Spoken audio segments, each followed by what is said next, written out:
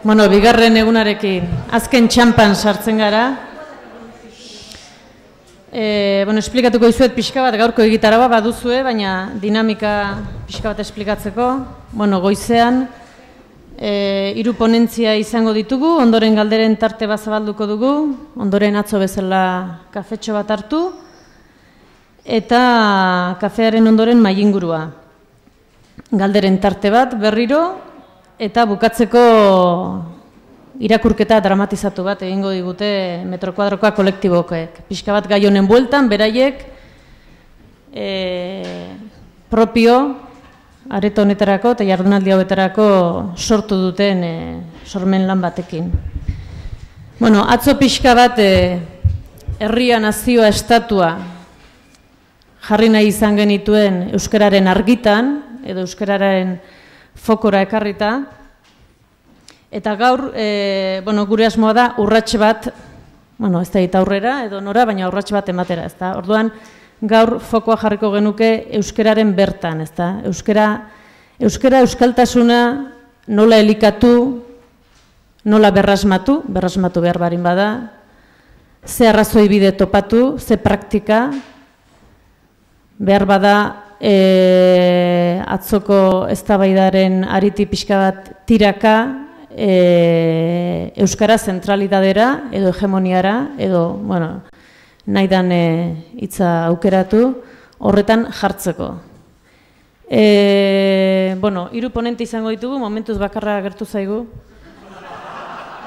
baina lasai agertuko dira. Gaizka Aranguren, beti fin eta beti puntual. Gaizka Aranguren ezagutzen duzue, kazetaria formazioz eta bestelako ikasketak ere eginak ditu, masterrak eta beste. Eta bereziki bere diskursoa arilkatu izan du, pixka bat historiografiari tiraka edo, eta nik uste dut beti ere euskaltasunaren izate hori nola elikatu edo elikatze horren helburuarekin. Orduan, gaizka nahi duzunean, ordu erdi, 5 minutu, estra, baina gehiago ez. Ni esker, Espainieraz ez dakien norbait balda hemen, xan arazorik ez, ezta? Bertzeina hor, ongi da. Egierran, nire asmoa da, batez ere, imaginarioetaz edo iruditeriaz hitz egitea izan ere, nahiko obsesionatuta bainabilazken aspaldian horrekin, iruditzen baitzait hain zuzen ere, edozen gizatalderen kohesioa, edozen gizatalderen gutasuna osatzeko, bere artean konpartitzen dituzten erreferentzien arabera lortzen dela zuzen ere gutasuna, ez? Gu gara konpartitzen dugunok, eta ez gara konpartitzen ez dugunok. Konpartitzen ez dugunekin ez gara gu, konpartitzen dugunekin gara gu. Beraz, gero eta gauza gehiago izan konpartitzeko, erreferentzia komun gero eta gehiago, gero eta guago. Eta erreferentzia komun gero eta gutxiago, gero eta gu gutxiago. Anekdota, eta horrekin hasiko dut, Egierran atzo, Jose Azormendik aipatu zuenean, berak pixkat euskaltasunari begira bere bura jarri zuenean eta Arturo Kampion irakurtzen, Oliten eta Juan Iturralde Isuit irakurtzen, da esan ongi biharko diapositiba lehenengoa Juan Iturralde Isuitekin da, beraz, zoragarri, asmatu dut, ez? Juan Iturralde Isuitek esaldi hori botazun, etzan bakarra izan, eta gerora noski ez da bakarra izan, eta gero, behan horiz daukazuen esaldi hori, handi batean nik erabilioi dudan terminologiari jarraikiz, batez ere terminologia geopolitikoari jarraikiz idatzita dago, ulertuko duzuelakoan, hemen norberak geopolitikoki erabiltzen ditu kontzeptuak egokien deritzen moduan, eta batez ere eraginkorren deritzen moduan. Bigarren anekdota da, eta horrekin hasiko naiz, imaginario edo iruteri kolektibo horretan niretzat hizkuntza ardatza da, gauza guztietarako, erreferentzia guztiak, nahiago nuke, batez ere, nahiago dudalako jendeak hori ikusi dezala nire aurpegia baino. Mi esker. Eta baina zegertatzen da, Euskal Herriko hainbat eskualdetan euskararen ganako erreferentzia aspaldi galdu zen, eta jende haunitzek ez du euskararekiko inorako erreferentzialtasunik, ez du bere burua identifikatorik sentitzen hizkuntzarekin.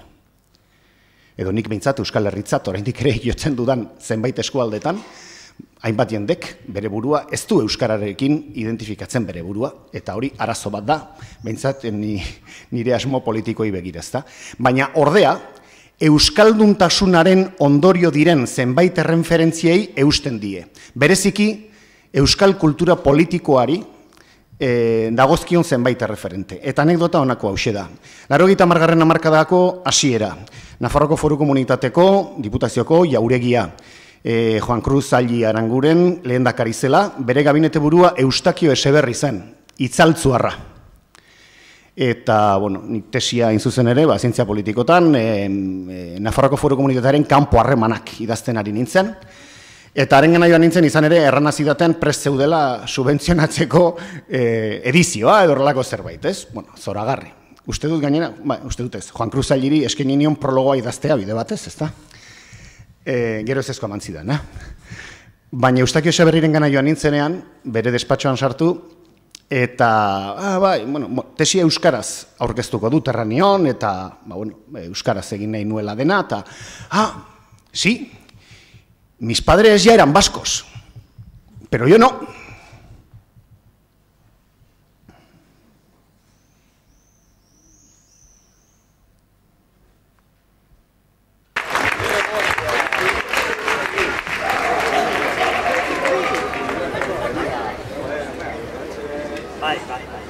Arratsaldeon denorik.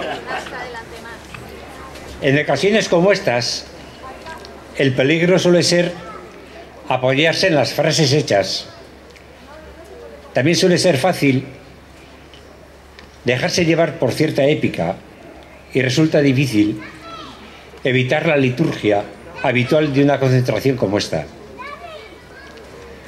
Bueno, pues esta vez voy a intentar, con ayuda de alguno de vosotros, hacer las cosas un poquito diferentes, breves también. Os propongo hacer un ejercicio que, como podréis comprobar, no es sino la más clara expresión de las consecuencias de 5 siglos de dominación. Hace 60 años yo tenía 9. Y entonces, claro está, yo hablaba así, como hablo ahora.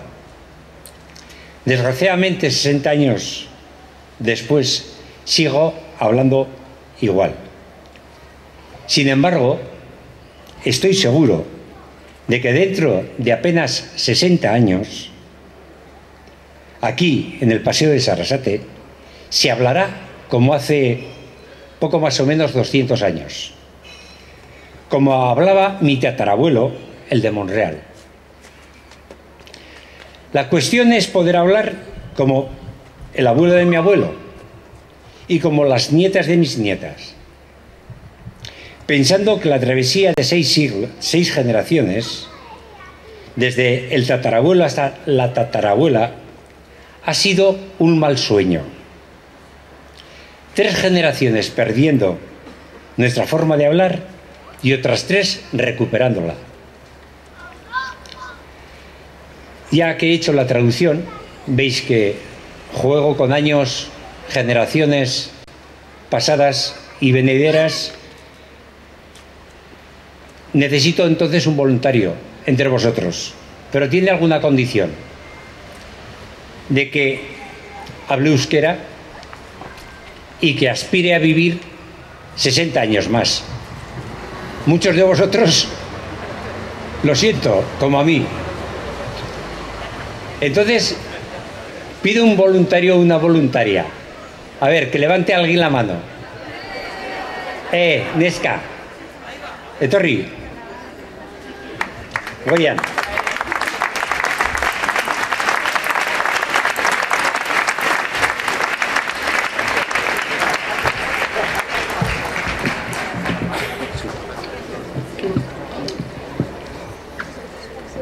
¿Cuántos años tienes? Bederatzi. ¿Cómo? ¿Cuántos? Bederatzi. Concho. Concho. Qué casualidad. Como yo hace precisamente 60 años. ¿Y cómo te llamas? Amets. ¿Y qué más? Aranguren. Ahí va, como yo. Bien, se trata de que traduzcas mis palabras y que las digas como tú sabes, ¿vale? Ados. Ori. Bueno, te vas a convertir en la voz del futuro, la que podrá recordar esto aquí mismo, dentro de 60 años. ¿Empezamos?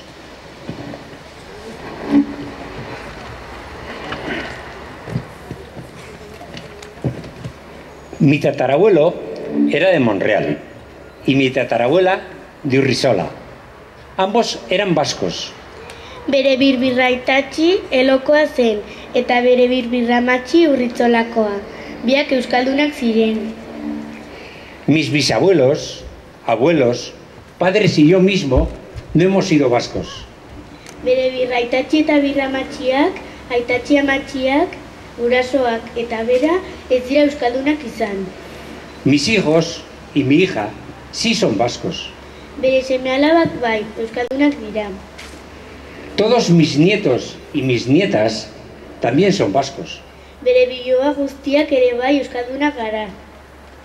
Y tengo la certeza de que mis bisnietos y tataranietos serán vascos. Ziur dago, bere birbilobak eta bibirbilobak euskaldunak izanen direla. Vasco, basc, vascuence, vizcaíno, lengua cántabra, lengua vascongada, patoa, para entendernos. Lo que hace ya 850 años un tal Sancho, que decían que era sabio, definió como lengua de los navarros.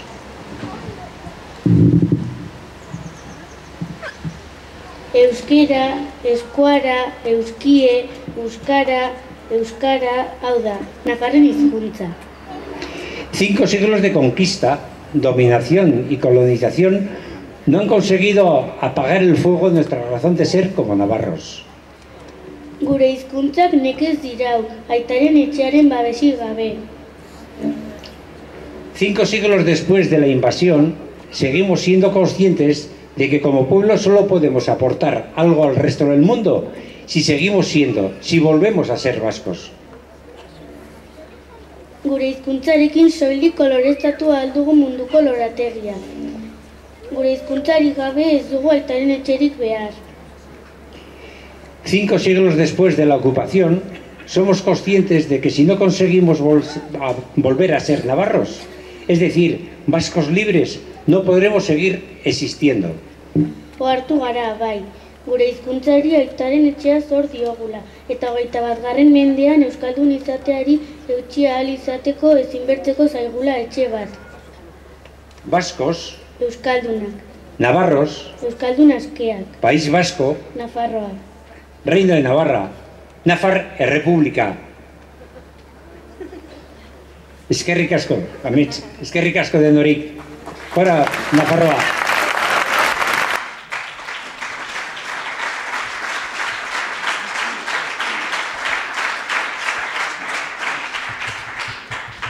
Bueno, hori bertze anekdota bat zen, egia erran gure familian ja biluzteko ohitura hartu dugu, eta hori 2007an abenduaren 3an egiten duen Orreaga Fundazioak Nafarren egun antolatzen baitu Sarasate Pasealekuan, eta horrekin zen ekitaldia izan zen.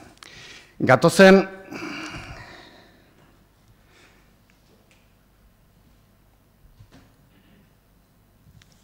gurera. Lehen atzo ere aipatu egin zen, eta hainbat aldiz aipatu da, nik erabat barrenatuta dukat behintzat, batez ere modernitatearekin, nazio estatuaren eraikuntzarekin, bere buruaren jabe ez diren herrien galbiderako bidea abiatu zen, nahi ala nahi ez, ezta?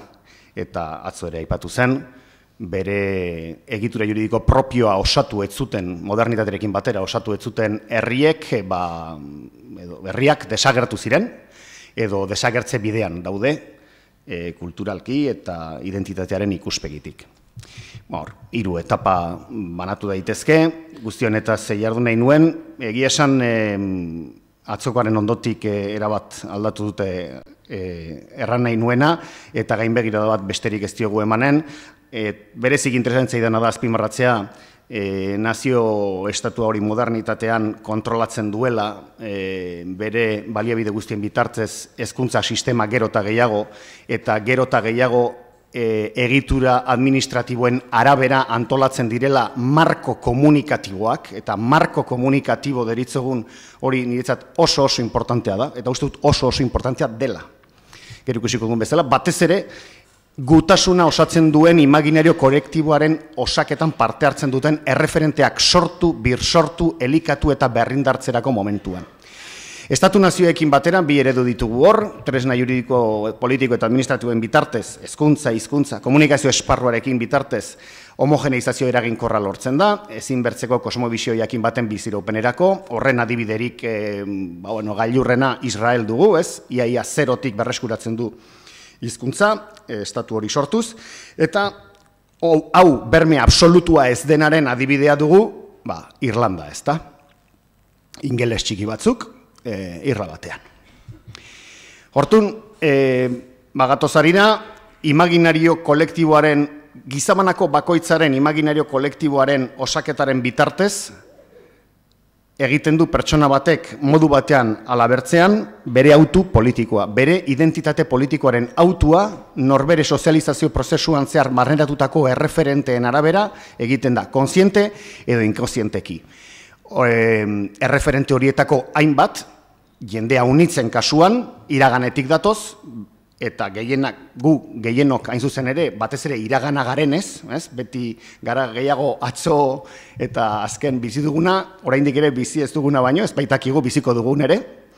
Beraz, erreferente historiko batzuk badira, eta beraz, pertsona batek dakienean, ez dakit Iruñeko batek, edo hori lehen ikusi dugun gizon honek, Jose Ramon Arangurenek esaten zuenean, nire birraitatxiek eta bazekiten baskoak ziren, euskaraz ekitelako, eta hori jakiteak erreferentzialtasun bat ematen dio hizkuntzarekiko.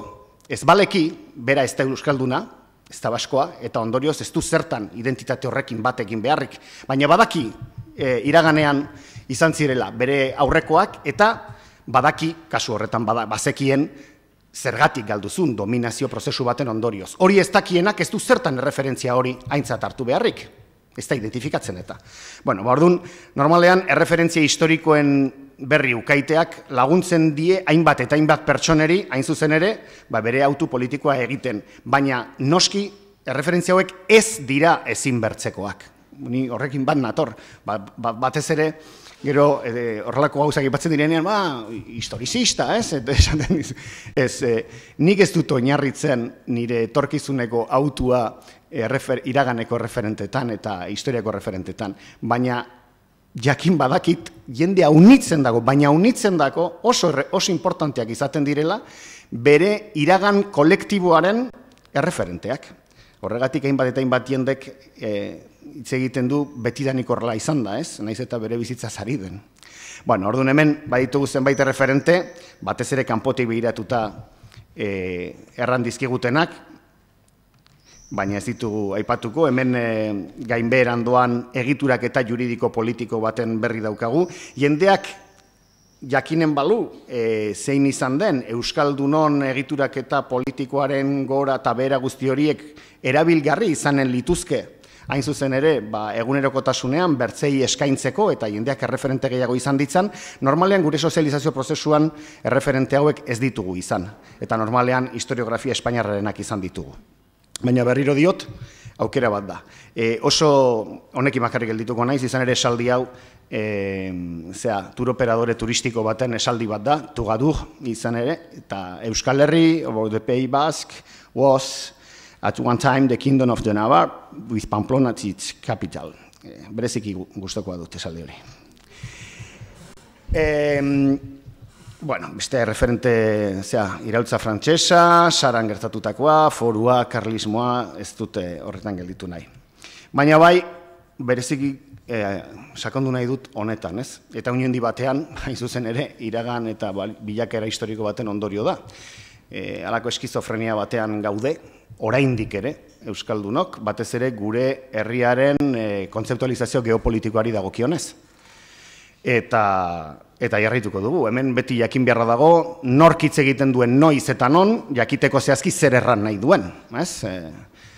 François Maitiak hitz egiten duenean Donibane Garazin eta erraten baldin badu Pei Bask, erran nahi du Lapurdi, Baxenafarroa eta Zuberoa, ezta? Inigo Urkulluk hitz egiten baldin badu Bilbon eta hitz egiten baldin badu Euskadiz, hitz egiten du Gipuzkoa, Bizkaia eta Arabaz normalean.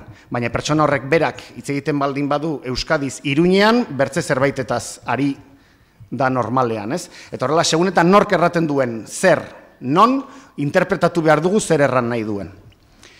Arazorrekin gabiltza. Bueno, enundi batean, guzti hau da azkeneko 150 urteko bilakaeraren ondorio, hemen aipatzen da karlismotik patismoaren teoriaren bitartez aranismora, eta bertze aukera hori euskaroena, xaoren bitartez, Voyage en Navarre pendant l'insurrection de Basque, liburu hori berezik interesgarria dela iruditzen zaiten zuzen ere aranismoaren hildoarekin paraleloan joan da, baina argi dagona da Euskal Abertzaletasunan tradizionalak, Euskal Abertzaletasunak oroar, Euskal Alderdi Jeltzaletik hasita eta Nazio Askapenenak Euskal Mugimendura hartio, aranismoaren iturrietatik edan duela, ez bakarrik ikuspegi historiografikotik, baizik eta baita ere, eta hau da importanteagoa nire ustez, Euskal Imaginario kolektiboaren osaketan eta Euskal Imaginario kolektiboa elikatu behar duten erreferenteen erreibindikazioan. Eta lehen errandu bezala, nortasun politikoaren autoa horren arabera egiten du pertsona batek, ez? Hemen irudi batzuk estereotipatuak izan daitezke, beste batzuk ez horren bertze, baina argi dagona da, imaginario batekin edo bestearekin lotuta daudela, ez? Italiarra kasu honetan, Erroma garaitik Mussolinitik pasatuta eta pizza eta pastar hartio, edo estatu batuarra, ohikoak diren bere imaginarioekin. Kontutan izanik, beraien iragana gainera ez dela oso luzea, baina etekin handia ateratzen diote iragan horri hain zuzen ere bere imaginarioaren eraketan. Imaginario frantziarra. Hemen, ziurraski, errate baterako, gaur hemen gaudenen artean, hauek gehien edo ikono hauetako guztiak ziurraski identifikatuko dituen bakarra xan bera izanen da. Hain zuzen ere, imaginario horretan ezitua izan delako zein handi batean, eta marko komunikatibo horretan bizi izan delako batez ere, baina hemen gauden gainontzeko artetik zenbait gauza eskapatuko zaizkigu, ez? Irudi hauetako batzuk ez dugu jakinen zeintzu diren, beste batzuk bai, hain urruti ez daukagulako. Eta Espainiarrarekin alderantziz, xani kasu honetan, den bat eskapatuko zaio, eta bertzeoi nekez eskapatuko zaigu ezer. Eta ikusten duzuenez, imaginario hauek osatzerakoan, importanteak izan daitezke bisigodoen zerrenda hori, batez ere 60 urtetik gorako pertsonentzat, izan ere eskolan ikasarazi zieten zerrenda guzti hori, ezta? Baina gaur egungo imaginario kolektibo espainiarra sortzeko, igual eraginkorragoa da Belen Esteban, hemen ez dago sartuta, diapositiba oso aspaldi egin nuelako, edo Camacho entrenatzailea, ezta? Baina, argi dago, imaginario kolektibo espainiarraren parte direla. Kau, arazo bat daukagu. Egitura estatu nazionala izan ez dugun einean, horrek posibilitatu duen marko komunikatiboa egituratzeko eta egonkortzeko aukerarik izan ez dugun einean, Euskal Imaginario kolektiboa elikatzeko erreferenteak ez ditugu sortu eta batez ere ez ditugu elikatu eta indartu, ez? Oroar, edozein pertsonarentzat, egon daitezke hor goian ezkerretara dituzue, munduko ez barkatu, mendebaldeko kulturaren erreferenteak, naiz eta Dalai Lama egon oso mendebaldeko erreferentea da ere, konpartitzen ditugun erreferenteak, ez? Mendebaldeko kulturan. Gero dituzu europarrak, erreferente europarrak, europarro konpartitzen ditugunak, eta gero Euskal Herrian ditugu imaginario espainiarra eta frantziarra, ezta? Eta horia konpartitzeari uzten diogu euskaldunon artean. Europa azpiko eremuetan konpartitzeari uzten diogu, eta orduan, alde batetik dago, ekialdea, oso ongi atzo erraten zuen xanek, ipar-ekialdea, izan ere ekialdean ere bertze eskualde batzuk ere badaude, baina ipar-ekialdean, akitean, egitura administratiboa eta horrek sortarazten duen marko komunikatiboa, Pirenez Atlantik, eta gero alako Pei Bask gutxi ere berako bat, ez? Baina Pei Bask beti ere, noski, Pirineoz eta Bidasoaz ipar-ekialdera. Eta hor bere referente batzuk, ez? Esate baterako hemen zenbatek badakite zer den hau. La Duindipila, ez? La Duindipila, horre, Akitaniako erregioan, referente, turistiko, eta ez da egize, baina, edo blondakitean. Bueno, eta hegoaldean daukagu Nafarroako Foru Komunitatea batetik, azkeneko 30-35 urteotan, eta Euskal Autonomia Erkidegoa bertzetik, eta horiek ere, beraien imaginario kolektibo propioak osatzen eta elikatzen doaz, egitura administratibo gisa, eta eremu komunikatibo gisa. Horregatik atzo, txiokatzen eta ibiltzen nintzen, zuetako batekin ere, hola, aipatu zenean hemen adibide gisa, nork aipatu zuen, Arexola Leibak, aipatu zen uste dut, adegi eta Konfebask. Eta nik, zer da adegi, zer da Konfebask? Zer da Osakidetza, zer da IBAP? Zergatik jakin, nik neuk badakit, mendebaldera askotan joan naizelako eta bizi izan naizelako, baina nire amari gertatu zitzaion anekdota izan zen zuzen ere, Euskal Naziotasun agiria banatzen ari ziren horretan, buzoian sartu ziotela azalpen bat, erranez, Euskal Naziotasun agiria egin dezakezu, edozein karneta aurkeztu, zerrate baterako Osakidetzako karneta aurkeztu, hori sartu zioten Mendillorriko buzoian. Eta deitu zidan, darrantzidan, gaizka, zer da Osakidetza? Arrazoi guztiz. Baina, panfletori egintzunak, ustezun, Euskal Herri guztian, jakin behar genula Osakidetza zertzean. Gero, assurance maladi jarri izan balu, edo osasun bidea jarri izan balu, kejatuko ziren Barakaldon, eta hori ez da posible. Bueno, Euskal Herritarren imaginario kolektiboen alderaketa hau, Bizkaia, Nafarroa Garaia eta Baxe Nafarroaren artean, eta segundutar artio, konpartitzen ditugun gauzak, ezta? Batzuk eta besteak. Bueno, hau ja, bai, estereotipatua dagoela, baina horrela da. Azken finean, hau konprobatu dute, bazoaz ikastola batera edo eskola batera, erraten diezu umei pintatu dezatela Euskal Herria adierazten duen horrialde batean, eta pintatzen duten normalean portzentaje oso altu batek, baserri zuri bat, zelai berde batez inguratuta, eta baso bat inguruan. Hau da, Euskal Herri Atlantiko petoa. Bertzerik ez daukate buruan, hori da barneratu duten imaginarioa, Euskal Herriaren imaginarioa. Hain zuzen ere, Euskal Herriaren lurraldetasunaren 40% iristen ez den paisaia natural eta kulturala. Eta gero lurraldetasuna hitz egin dezakegu. Bueno, eta nik horrelako provokazio bat egiten dut, diskurtso nazionalista, diskurtso nazionala, eta ikusiko duzuen bezala diskurtso nazionalean, diskurtso nazionalistan dauden gauza guztiak edo gehienak sartzen dira. Baina diskurtso nazionalistan ez dira sartzen diskurtso nazionaleko erreferente guztiak, zoritxarrez. Eta hori da, daukagun arazoetako bat, ez da? Edo arazo nagusienetakoa, iruditeriari dagokionaz. Guzti honetan, badut ere beste bideotxo bat, hain zuzen ere, atzo hemen egon zen pertsonari dedikatua, eta da, iraganeko aferak aipatzen ditugunean, eta zebundutar hartuari garen historizismoan sartzen eta bereziki politeritzen zaita. Ferox et silvestris, improba et reproba, impia et austea, dire et contentiosa, ulis bonis inculta, cuntius viciis et inquatribus edocta.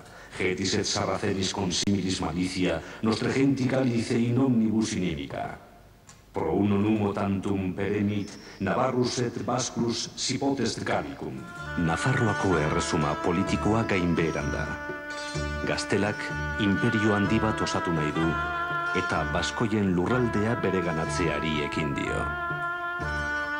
Ur, su eta lurritzak darabilzkiten aunitzen laguntzaz, Espainia sortuko duten erregeek Saltus Baskonum osoa okupatu dute. Nafarroa, Baskoien babesleku politikoa, txikitu da zeharo. Frantziaren osaketak janen du. Ez dago leku politikorik. Ez da Nafar estatu naziorik izanen. Ez da Euskararendako lurralde politikorik izanen. Orain, Frantzia eta Espainia bertzerik ez dago. Tanto monta tanto lehenik. Liberté, egalité, fraternité, ia irumende geroago. Modernitatearen hasierara arte, hizkuntzak Europan 2 mailatan funtzionatu du. Herri hizkuntzak daude, behean, eta goiko maila guztietan, elizan, administrazioan, gobernuan, latina erabiltzen da. Modernitatearen hasierarekin hasi dira erregeak, herrien hizkuntzak indartzen, laguntzen, zabaltzen, eta beraz, herri hizkuntzen presentzia literaturan, teatroan, administrazioan, justizian, eta indartzen. Hori erregeek egin dute, generalean, eta konkretuki Frantzian eta Espainian zuzenki gainera. Nafarroak orduantxe galdu bere independentzia, eta beraz Euskarak galdu ditu bere erregeak Euskarari lagundu ahal izango lioketenak orduan. Beraz, Euskara gelditu da modernitatearen hasieran beste hizkuntzak bere alboan dauzkan laguntzak gabe.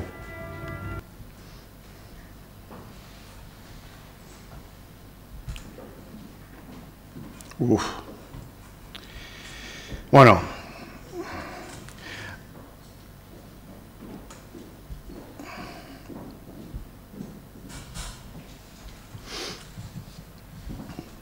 errekuperatuko dute utzi duan azkeneko diapositiba.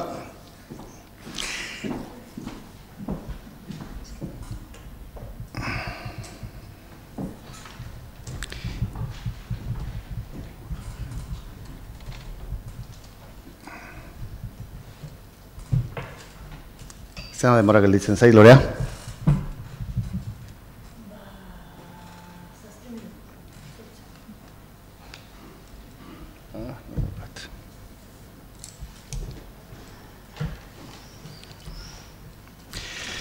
Bueno, erreferente komunak denen nik horrelako batzuk jartzen ditut, iruditzen zaizkitau bai direla komunak Euskal Herriko txoko guztietan populazioaren gehiengoari dagokionez. Baina, bueno, beste batzuk behar bada izan daitezke. Eta azken finean, bueno, gure patua hau da, hein handi batean, ezta?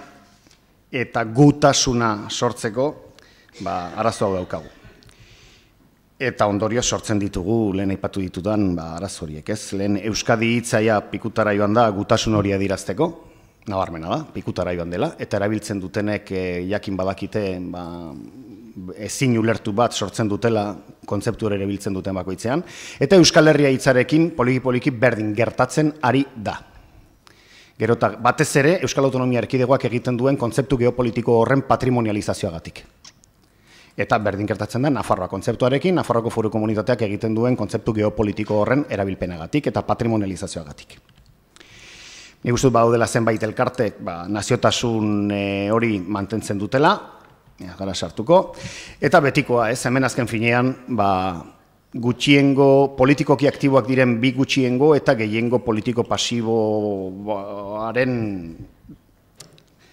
dinamika dago. Eta badirudi Nafarroa garaian gutxiengo politikoen arteko indar harremana aldatu dela azkeneko hauteskunde hauetan, eta ikusteko dago datozen asteotan, berezik interesgarriena dena, datozen hilabeteotan, ze puntutara hartio Nafarroa garaian errate baterako instituzioetan eman den aldaketa dela eta gehiengo pasiboa birkokatzen den. Ze hori da gertatzen dena normalean, ez? Katalunian gertatu den bezala. Politikoki horren aktiboa ez den gehiengo pasibo hori, hau da, hobeki bizitzeko bere burua birkokatu egiten duena, ia nola birkokatzen den orain. Hor, Alemania eta Espainia frankista, gehiengo pasibo horren mugimenduen adibide gisa jartzen ditut, ezta? Bueno, hau da, laburpena, etorkizun sozioekonomiko oparoago baten esperantza izaten da normalean gutasuna sortzeko elementu interesgarriena eta imaginario kolektiboaren erreferentzi interesgarriena, hizkuntza noski, kultura politiko propioaren ezagutza ere bai, historiografia propioak laguntzen du ere bai, nik hemen apostu bat egiten dut, Europar nortasun politikoaren alde munduan eta Euskal nortasunaren defentsan Europan eta diskurtso nazionalaren alde. Guzti hori erreferente komunak indartzeko, esparri komunikatibo komuna indartu eta hezkuntzan eduki propioak lantzeko, eta imaginario kolektibo komuna osatzeko, referente komunak gogora ekarri behar dira, eta ezagutarazi behar dira, eta gizarteratu. Nortasun politiko propioaren autua egiteko, imaginario kolektiboa berriro indartu, tresna lortzeko urratsak, hau da, tresna estatua baldin bada, eta bada, ezin bertzean, gure helburua izan behar du, jende gehienak, identitate politiko horren aldeko autua egin dezala. Imaginarioak lagunduko digu, ongi landu baldin badugu, eta estatu nazioa ukanik badaukagu tresna, baina tresna, ez helburua. Xedea euskal kosmogoniaren biziraupena delako, horren ardatz, hizkuntza. Eta honekin dator, Josua Mezagaren omenez, zoparen teoria orokorra izendatu duena, berak bere garaian ezagitemen dagoen, baina informazioaren teoria orokorra irakasten zuen unibertsitatean, baina horren akronimoa oso itxusia da, informazioaren teoria orokorra, ito, orduan zoparen teoria orokorra asmatu, eta iruditzen zait oso metafora interesgarria da. Giza komunitate orok zopa bat sortzen du. Zopa horren berebiziko garrantzia daukan erreferentea ura da, edo bai, osagaia ura da, ura hizkuntza da. Eta hizkuntza horri sartzen zaizkio, nahi ditugun osagaiak, ez? Urak desberdinak izan daitezke, noski, esan eskoziarrei, ez, whisky egiterakoan. Baina eskualde bakoitzean eta herri bakoitzean badaude osagai desberdinak, zopa horri zaporea emateko. Guta edo komunitate bakoitzak bere lapiko tamaina dauka, herria handiagoak eta komunitate handiagoak eta txikiagoak daude. Horren arabera lapikoa handiagoa edo txikiagoa da. Eta noski, zopak borbor egiten duenean, lurrina sortzen da, lurrin horrek hartzen du zoparen zaporea, eta zerura eramaten du, zeruan gainontzeko lapikoen urlurrinekin biltzen da, eta gero kondensatzerakoan berriro euria egiten du, eta lapiko guztien gainean erortzen da. Beraz oso importantea da lapikoaren estalkia. Estalkirik gabeko giza komunitateek, beraien lapikoaren estalkia kontrolatzen ez duten giza komunitateek arriskuz handi bat daukate, eta da bestelakatzea, zergatik, batez ere lapiko txikia baldin badute noski. Eta gaur egun kontutan izanik, imaginario kolektiboen erreferenteak batez ere ekranen bitartez, pantailen bitartez banatzen direla, ikusentzunezkoen bitartez, horretara bere zopa lapiko handiarekin eduki gehien eramaten duenak, kontrolatzen du, eta nagusi bihurtzen da mundu mailako edukien sorreran.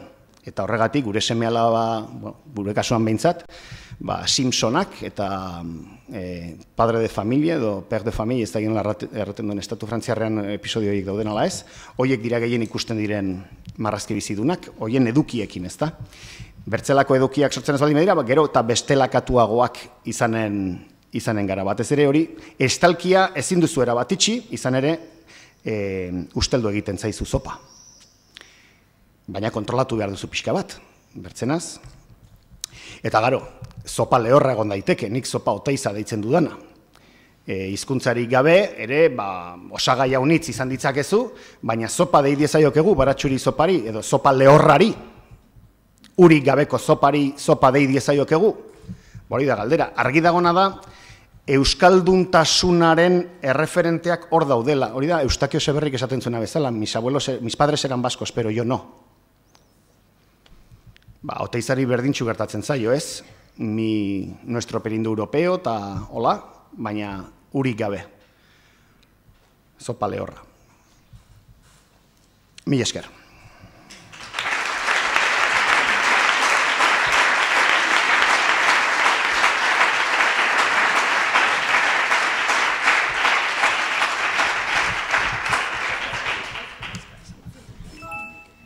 Honetan bertan? Bai, esan dira. Bale, horren berriro piztuko dut. Berriro piztuko dut. Bale.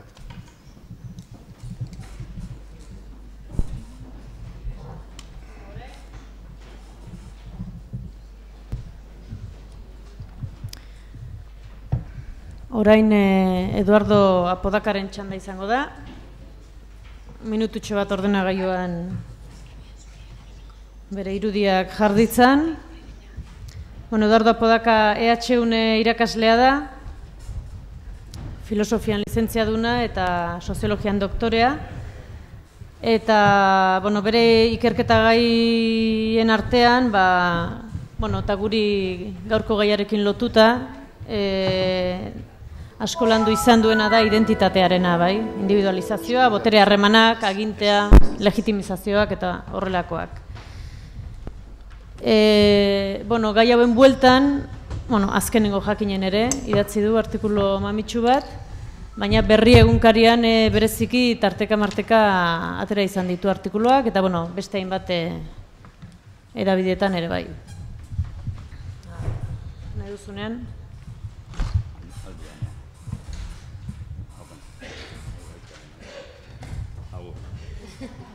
Agur. Bueno, egun hon, imaginatzen duten entzuten dala, ezta? Egun hon, mila esker gonbiteagatik. Hemen txabarten, ez? Ez dago misteriorik hemen, ez? Ez Karri dudala hori, PDF. Bueno, hitz egingo dute estatu gintza, bueno, hasiera batean beste gauza bat prestatuta nuen, baina aldaketa txiki bat egon zan, edo nik ulertu nuen Zarto egitaragoaren kontua, eta moldatu egin dut, eta ez dute jakinen agertzen den artikuloaren nolabait aurkezpena egingo, beste ikuspuntu batetik edo arituko naiz, hurbil dena den, kontzeptu batzuk errepikatuko dira, baina gaurko gai honetara ekarri nahi izan dut. Nik hitz egingo dute imaginarioari buruz, edo idurikatzeko moduei buruz, baina kasu honetan ez Euskal Herriaren imaginarioari buruz, ez da Euskal Herriaren nolabait iruditeriari buruz. Hitz egin nahi dut euskalgintza eta estatu gintza, jardunaldiaren ardatz horretatik, biak alabiak bestela irudikatzeko bideik ote dugun, saiatuko naiz bideren bat antzematen, saiatuko naiz aurkezten nire ustez berriak diren kontuak, edo nondik jo dezakegun, edo jo daitekeen besterik gabe.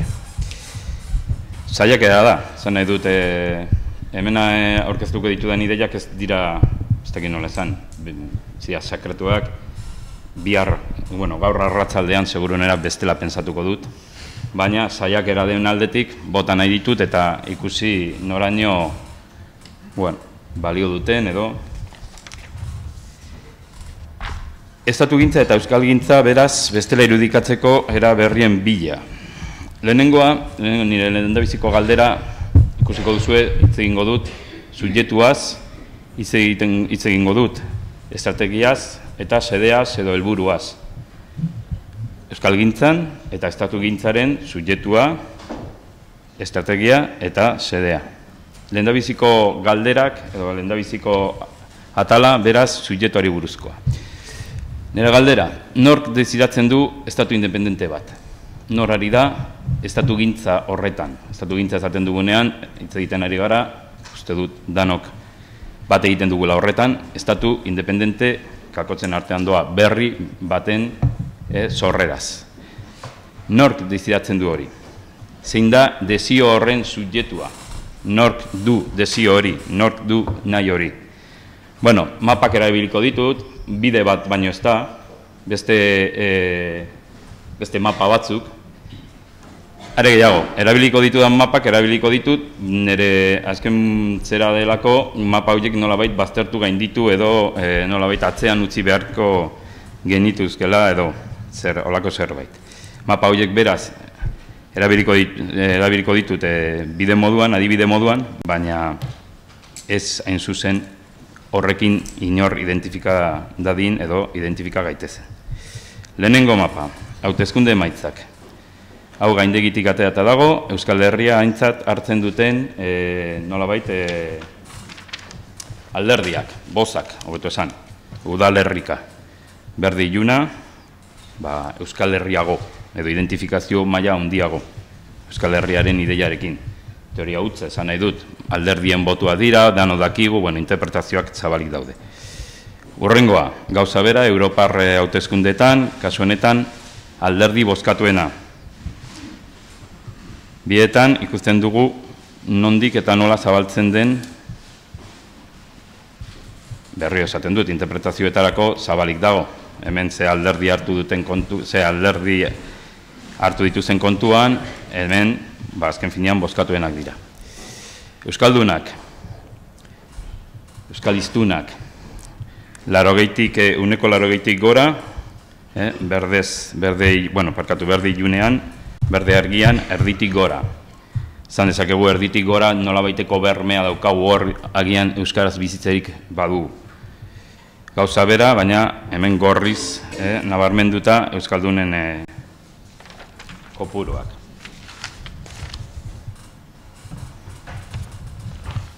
Baina, bueno, kasu hauetan, azken finean ikusten ari gara, nolabait izaten dena, esan nahi dut, euskaldunak direnak, momentu honetan. Eta euskalduna izan nahi dutenak nola ikustarazi, bueno, hizkuntza ereduak bide bat izan daiteke ez, hemen ditugu hizkuntza ereduen kontua. Bietan, alderdi nolabait kolori ilunena, hemen marroian, hemen urdina, ba, zera, ez, de eredua. Edo euskal eredua nahi baduzue. Bueno, errepikatzen baldin baitugu mapak, guztietan agertzen zaigu nolabait zonalde bat, nabarmentzen dena, ez dut argi dagoela, ez? Bueno, danok dakago buruan, ez da ezer berrik, ez? Hemen testuinguru zabalago batean, hau, Espainiar estatuan, kasu honetan, ikusten dugu batetik goian daukazue El Mundotik ateratako orain dela 4 urteko hauteskundetan izan ziren bozak, eta behan azken hauteskundetakoak, aurtengoak, ez? Bueno, hor anomaliak zein diren Estatu Espainiarrean ikusten da oso argi, bozetan gutxienez. Hor ikusten dugu Katalunian ematen du, nolabait, hor mapan agertzen den edukiontzi horretan ez dagoela arazorik, nahiko uniforme agertzen dela Kataluniak bere buruaz duen ideia, eta bere nolabait bere buruari aitortzen dion nortasuna edo identitate politikoa, gurean gauzak ez dira horren argi, ez? Eta hemen beste bide bat, hau Wikipedia mapeatzeko saiakera bat da. Kasu honetan ikusten ari garena da, bai euskeraz, bai galegoz, bai katalaneraz eta bai espaineraz dauden bertsioetan agertzen diren aipamen geografikoak, Wikipedia bertsioetan agertzen diren aipamen geografikoak. Hor dituzue nolabait katalaneraz zertaz hitz egiten duten. Eta euskeraz, euskaldunok zertaz hitz egiten dugun Wikipedian. Bueno, gure nolabait Wikipedia geografia propioa izan daitekeena. Bueno, saiakera bat. Eta berriro ikusten dugu antzeko zerbait, ez? Hemen ikusi duguna. Bueno, hori, subjektuaz, nork dizidatzen du estatu independente bat, nire ondorioa, eta uste dut, ez dela berriro esaten dut, gauza miresgarri bat, estatu independentea dizidatzen dute batez ere, euskararekin nolabaiteko lotura daukaten jendeek. Ez dute esango euskaldunek nahi dute estatu independente bat, ez da hori holan zehazki, baina lotura argia dago. Euskara eta estatu independentearen nolabait desioaren artean lotura argia dago.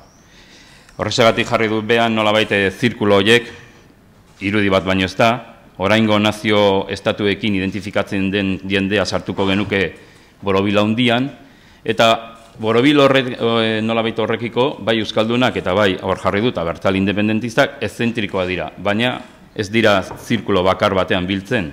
Bi zirkulo dira, badakigu badaudela, izan badira, euskaldun ez abertzaleak eta abertzale ez euskaldunak.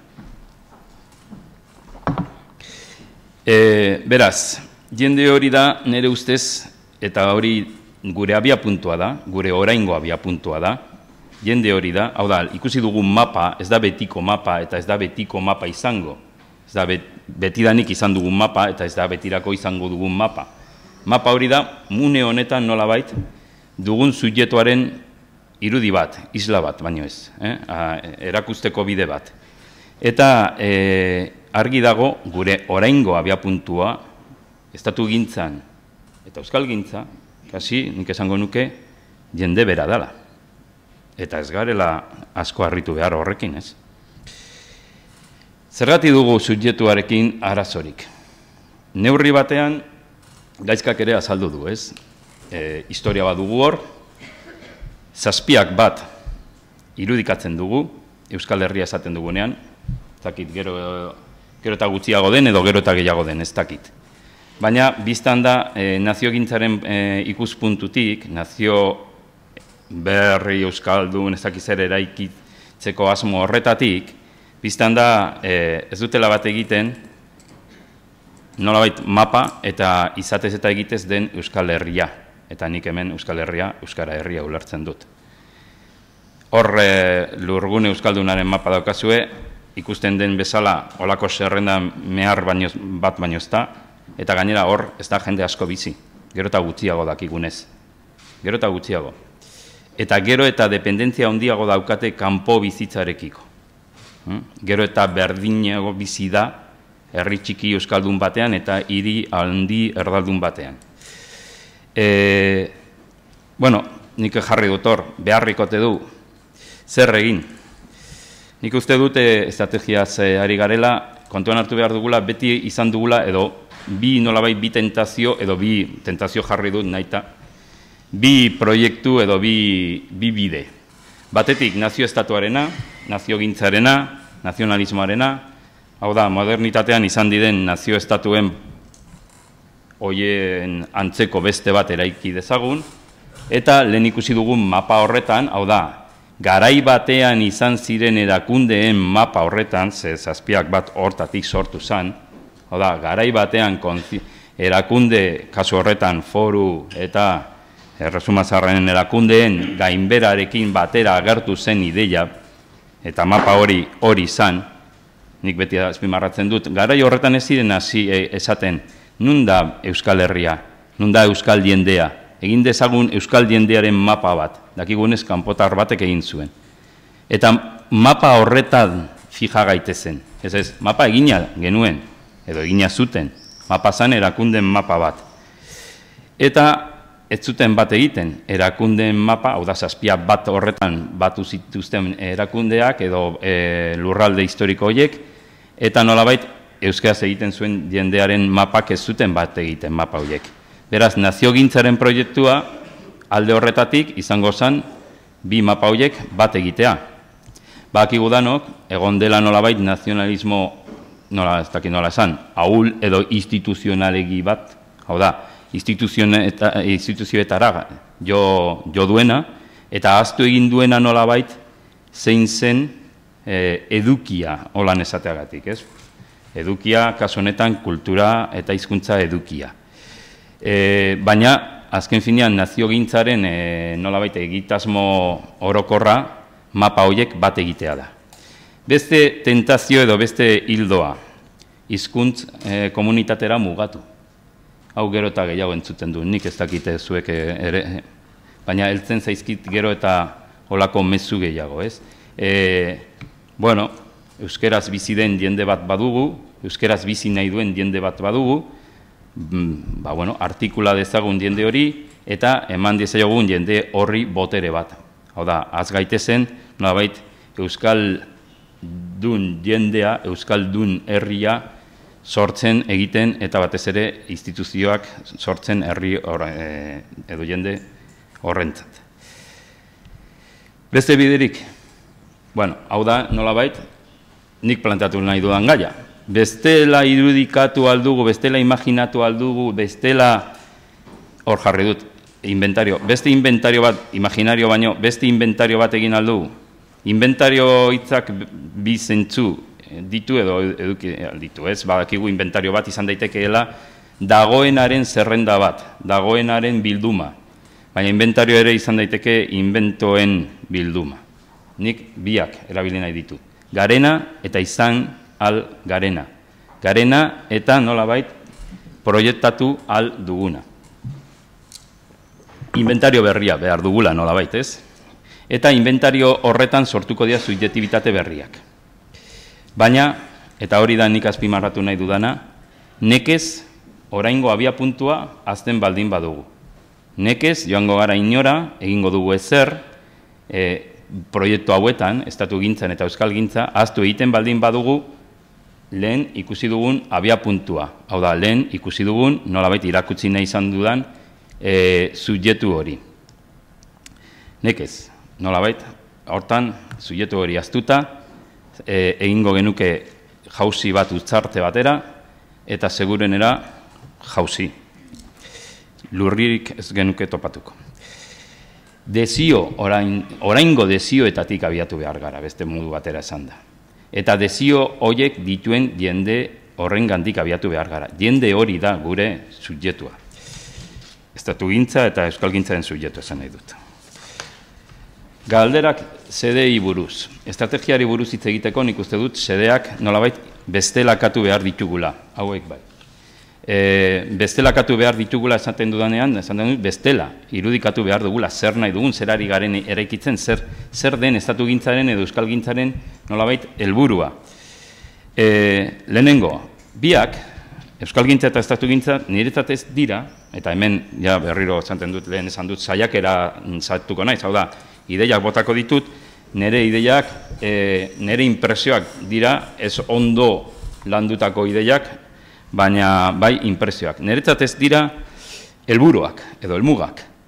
Eraikuntzak dira. Eraikuntza gintza erabiltzen dugu horrexegatik. Euskal gintza, estatu gintza, horretan ari gara. Zerbait egiten. Egintzak dira. Eta eraikuntza lanak bezala ikusi nahiko nituzkenik. Baina zer ari gara eraikitzen hori da galdera, ez? Zer ari gara eraikitzen batean eta bestean. Bueno, lehenengoa, estatu gintzarekin hasiko naiz. Buruan dugu danok, estatugintza, gaur-gaurko nolabaiteko lana izan da ere, inoiz estatu independente bat lortzeko lana dela. Estatu independentea nola irudikatzen dugun hori da kontua. Zer den, nola nahi dugun, zertarako nahi dugun. Eta nik uste dut horri ezin diogula guko egin. Eta nik uste dut gainera ezin dugula esan estatu independente bat nahi dugulako estatu independente bat. Ez, ondo, armatu behar da, ondo, nolabait mamitu behar da zertarako horren erantzuna. Erantzun bat eduki behar dugu eta erantzun hori ezin da izan galderaren errepikapena. Gero jarraituko dut horrekin. Estatu independentea beste aldetik nola irudikatzen dugun estatua. Da, independentea nahi dugu, baina estatua bera nola irudikatzen dugu. Ni beti egiten, bueno, oso kurioso egiten zait, nola hitz egiten dugun Espainiar estatuari buruz eta gure instituzioi buruz. Eta nun bukatzen dira gureak eta nun hasten dan Espainiar estatua. Hori nire inguruan ezagutzen dudalako esaten dut. Hola, hitz egiten da. Instituzioak, gure instituzioak, euskal instituzioak, izan daitezke udaletxeak, izan daitezke mankomunitateak, izan daitezke foru erakundeak, izan daitezke autonomi erakundeak, eta hortik gora, Espainiar estatura pasa gara.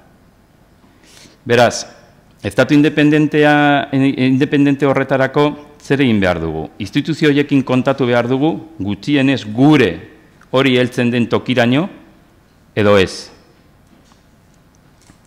Edo beste berri batzuk asmatu behar ditugu. Estatua irabazi behar dugula esaten dugunean, zer esaten ari gara. Noraino heldu nahi dugu, estatu guretzen dugulako instituzioetan. Hori gertatu zaigu foru erakunde batzuetan, ez? Guretu egin direla sentitu dugu, eta arrostu direla ere bai. Eta hori nolabait egin daitekeen zerbait da. Bueno, galderak dira, eta kasu hauetan erantzunik gabe geratuko dira. Baina guztietan niretzat nolabait biztatik galdu ezin duguna da, bai estatua eta bai estatu gintzaren helburu, azken helburua zein den. Eta niretzat estatua lehen esan dut, estatua bera tresna bat da. Tresna eta are gehiago, tresna izan daiteke, baina berez borrokagune bat da. Estatu instituzioak borrokaguneak dira. Hor, ez dago eginda dana, eta estatu batek ez du beti estatua ulertu behar dugu instituzio aldetik, baina ulertu behar dugu ere estatutik eta instituzioetatik nolabait antolatzen eta proiektatzen diren gizarte sistema guztiak ere. Hor sartu alditugu. Lehen gaizkak aipatu du eta oso ondo eginda dago, adibidez, edabide eta komunikazio esparrua, estatuarekin bat eginda daudelako. Baita, adibidez, kultur produktuen banaketa. Estatuak nolabait gainditzen ari dira esaten digute askotan, ez dakit Amazon izango da, seguruenera, estatuen arrisku handiena. Estatuetatik kanpo antolatzen ari delako, banaketa, kultur produktuen banaketa sare bat. Baina momentu honetan, momentu honetan, oraindik ere, estatuek antolatzen dute gure bizitzaren euneko, nik esango nuke, 80 bat. 20 bat emango diet, kanpoko nolabait sistema globalei. Bueno, funtsezkoa esaten ari nintzen eta horretara ninduan, niretzat eta ahaztu ezin duguna jendearen buru jabetza da. Jendearen buru jabetza. Beste garai batean herri subirania ere esaten genuen, herri buru jabetza, herri askatasuna, olakoak. Herria esaten baldin badugu, niretzat jendea zapartez dugu ezer esaten, eta jendearen buru jabetza esaten dugunean, esaten dudanean, pentsatu nahi dut, jendeak bere buru jabe diar duela, eta agintzen duela nolabait, bere bizitzaren alderdi gutxienez, unean alderdi importanteenetan. Estatu gintzarekin bukatzeko beraz, jendearen buru jabetza ez ahaztu, eta kontuan hartu beti, arian, arlo guztietan landu behar den gaitasun edo ahalmena dela, eta ezin zaiola jendeari hori eman, eta ezin zaiola jendeari hori landu. Hau da, jendeak berak egin behar du, danok egin behar dugu, guk egin behar dugu, norberak egin behar du. Alduntze horretan, oso antzekoa dira euskeraz, aldun eta auldun, baina bueno, alduntze horretan ez naiz galduko. Alduntze horretan, esan nahi nuen, irabazten dugu gure buru jabetza, eta irabazten diogu askotan, estatuari, eta batez ere, estatutik kanpo dauden indarrei, irabazten diogu nolabait gure askatasuna. Eta gaur egun badakigu zein den estatuaren horrezagatik jarri dut hemen, estatu independente baten bermea, batez ere herri buru jabetza da, jendearen buru jabetza.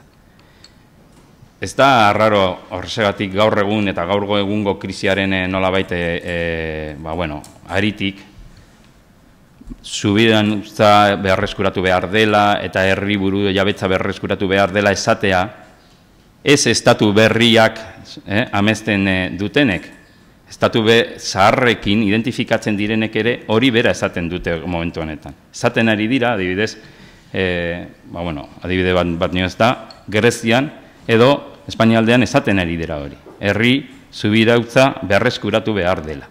Merkatuek nolabait konkistatu dute lurralde hori, hau da, estatua, eta borroka lurralde horretan herriak, jendeak berreskuratu behar du bere indarra eta bere lehengo nolabait eskumena. Eta hori da gure lehen egin dudan galdera, errepikatuko nuke. Estatuan lurraldeak, lurralde instituzionalak, edo lurralde nolabait sozialak, edo kulturalak, edo zergatik ez linguistikoak liberatu alditugu, hori da, horretan ari gara, nik uste du baiet. Euskalgintza, bueno, lehendabiziko galdera berriro sedeari buruz. Zein da sedea? Garai batean, nik esaten baldin badut, naziogintzaren programan edo nazionalismoaren egitasmoan, sede nagusia zala, bi mapa horiek, ikusi ditugun bi mapa horiek, hau da, zazpiak bat, eta euskeraz parkatu, bizidan eta izaten dan jendea, eren mapak, bi mapa horiek bat egin zezaten hori baldin bazen helburua, pentsatu behar dugu, helburu horrekin ari garen, mapa berberak erabiliko ditugun, bestelako mapak erabiliko ditugun, eta hori arian nola egiten ari garen. Ez bakarrik nola egingo dugun, nola egiten ari garen modu efektibo batean. Baina nik uste dut euskalgintzaren ezin ahaztuko helburua, azken finean da, euskaraz bizi den jendea eta jendartearen hor jarri duan moduan, bizitasuna eta osotasuna. Hori beste modu batera esan da, bizi praktiken erosotasuna eta parekotasuna da. Euskeraz egiten diren bizi praktikak izan daitezela beti erosoak eta izan daitezela beti erderaren edo erderaz egiten diren praktiken parekoak. Holan ulertzen dut nik. Euskaraz bere gain eta pareko, esaten dudanean, hor jarri dut hori dala helburua, esan nahi dut besterik gabe behar dugula erderaz daukagun erosotasuna, erderaz daukagun parekotasuna. Praktiketara jotzen du eta ez jendearen nolabait ezaugarrietara. Hortan, nik arreta praktiketan jartzen dut, ez jendearen ezaugarrietan. Garai batean egiten ziren, neurri batean ondo dago, ezagutza bide bat delako, eta oraindik ere egiten dira nazio erroldak, ez? Eta nazio erroldetan jendea zenbatzen da modu askotara. Adibidez zenbat gizon, zenbat emakume, baina baita zenbat euskaldun, gure errolda batzuetan holan egiten da, eta zenbat erdaldun. Eta euskaldun nolabait osotasunik ez dagoenez, edo euskaldun oso izatea oso gatza denez, euskaldun izateko nolabait graduak edo mailak asmatu ditugu.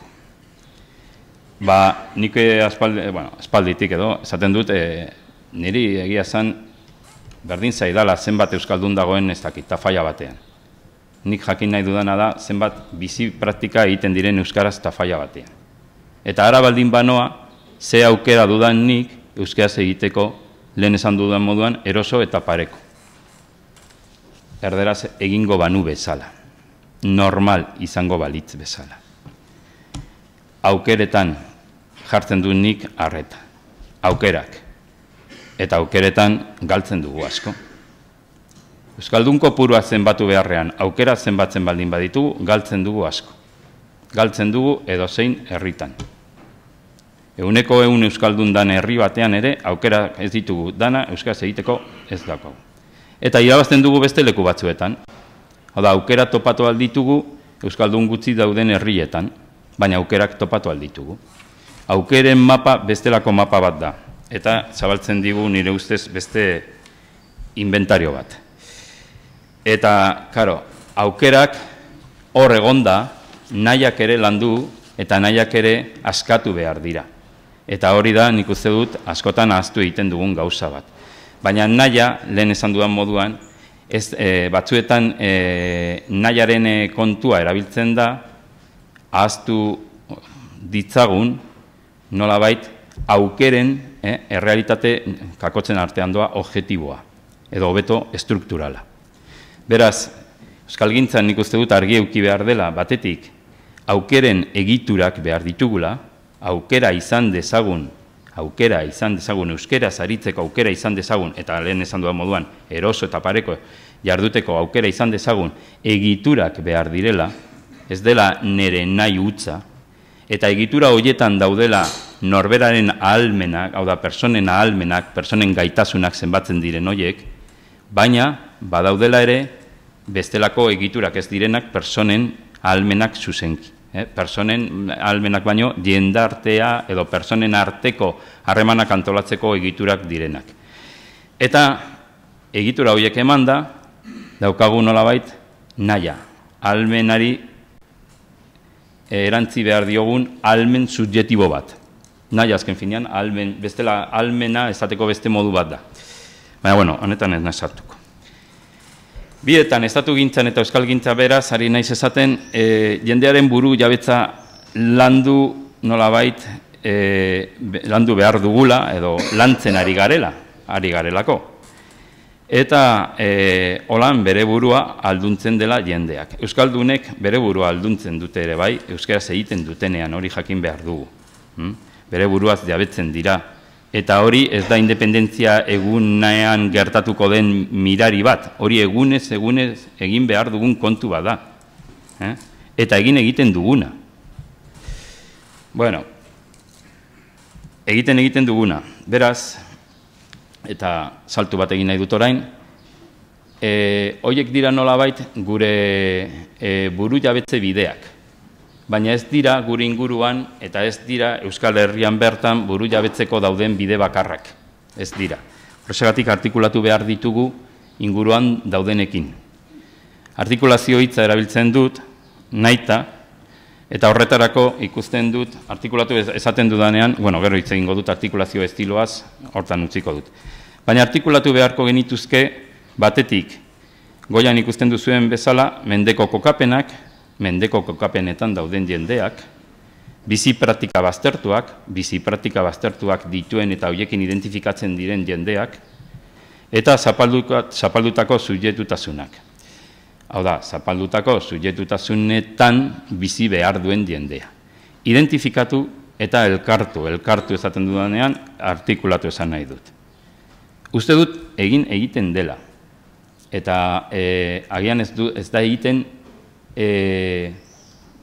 nik hemen planteatzen dudan moduan, horren argi.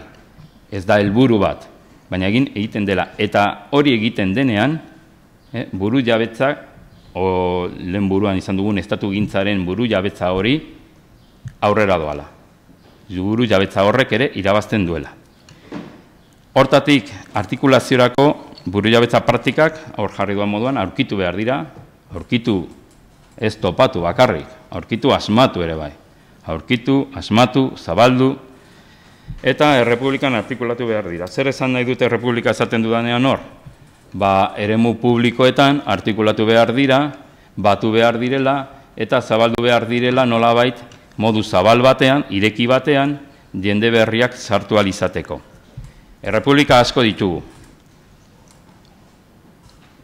Euskal Errepublika batzuk ere bai. Adibidez, Euskal literaturaren sasi sistema bada Euskal Errepublika bat. Gure nolabait imaginario hori gaizkal landu duena, hori ere bada neurri batean Euskal Errepublika bat. Aulak dira, eta aulak direnez, jakin behar dugu Errepublika gehiago daukagula inguruan, hau da, eremu publiko gehiago nun jendeak bere buruz diarduen. Bueno, niretzat oso importantea da artikulazioa estiloari arreta jartzea eta artikulazio estiloa nolabait berrestea. Orain arte, izan dugu, zango nukenik, aldizkarean agertu den testuan holan jarri nuen, kausa handien eta jasoera handien nolabait artikulazioa. Hau da, kausa handi baten mendean artikulatu behar ziren besteak. Bueno, nik horri buelta eta esango nuke kontrako egin behar dugula. Horrezagatik jarri dut, lehen aipatu ditudan borroka horiek guztiak, hau da, hemen agertzen ziren mendeko kokapenak, bizi praktika, baztertuak, zapaldutako subjektutasun guzti horiek, gure inguruan daudenak, elkarren baitan artikulatu behar ditu. Hor, nolabait gauzak ulertze aldera, nik aipatuko nuke behan dagoena, elkarren konnotazio eta konplikazioa landu behar ditugula, adibide bat jartzeagatik, nik frakinaren kontrako borrokan, nik badakit jende askok bere ala irakurtzen duela Euskal Herriaren aldeko borroka, jende askori gertatzen zaio, eta nola planteatu den, eta nola irudikatu den, alan izan da, koinplikatuta daude, konnotazio hori dago hor tartean, baina zer gertatzen da adibidez, beste borroka mota bat izan daiteke, erlijio askatasunarekin. Imaginatzen dut, erlijio askatasunaren alde, ari dan jendearen borrokan, ez dagoela konnotaturik, ez dagoela koinplikaturik adibidez Euskal Herriaren askatasuna. Edo Euskal Herriaren estatu gintza, edo Euskal gintza bera. Koinplikazio hori bilatu beharko genituzke.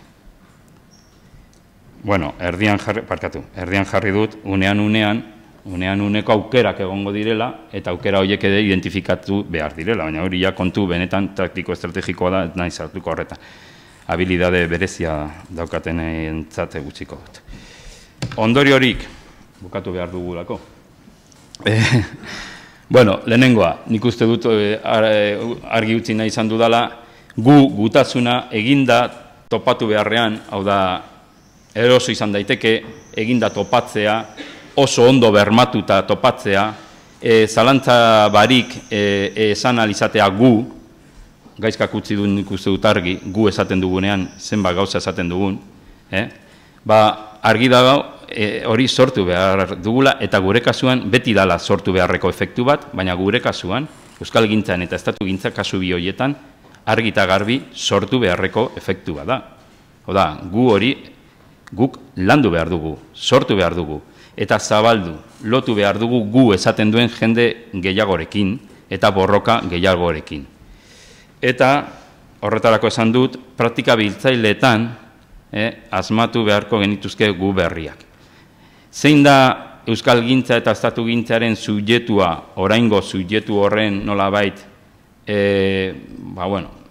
zango dugu aukera, borroka horietan koinplikazioak eta konnotazioak lortzea. Borroka horietan egon dadila konnotatuta eta koinplikatua bai estatu gintzaren proiektua eta bai euskal gintzaren proiektua. Egon dadila, azken finean, euskal gintzaren eta estatu gintzaren proiektua bere jendeak, bere buruaren jabe eta bere buruz jardun dezan proiektua delako. Lehen aipatu dugun buru jabetza hori, ez? Eta azkena, esaten dugunean, estatu forma bat eman nahi diogula gure gutasunari, Euskal Errepublika bat egin nahi dugula, bat, nolabait, Euskal Errepublika horiek guztiak batuko eta antolatu eta arautuko dituena, hori esaten dugunean, zergatik esaten dugu hori eta zertarako. Nik hemen beti defendatzen dut, lehen esan dut, Euskal Gintza eta Estatu Gintzaren proiektua, baina batez ere kasu honetan Estatu Gintzaren proiektuak argi adierazi behar duela zertarako den hori, eta bueno, esandakoaren aritik, nik esango nuke, esan behar dugula argita garbi, estatu horretan, ez estatu hori gertatzen, suertatzen, lortzen dugunean, estatu hori lortzen ari garenean ere, borroka horretan, aukera daukatela, aukera gehiago daukatela, gure inguruan dauden beste borroka guztiek ere bai. Hau da, ez dela bakarrik, ez oraingo subjektu, orain desio horren den desio horren subjektuarentzako aukera bat. Beste subjektu horientzat ere aukera argia eta benetakoa dela esan behar dugu. Eta bukatuko dut.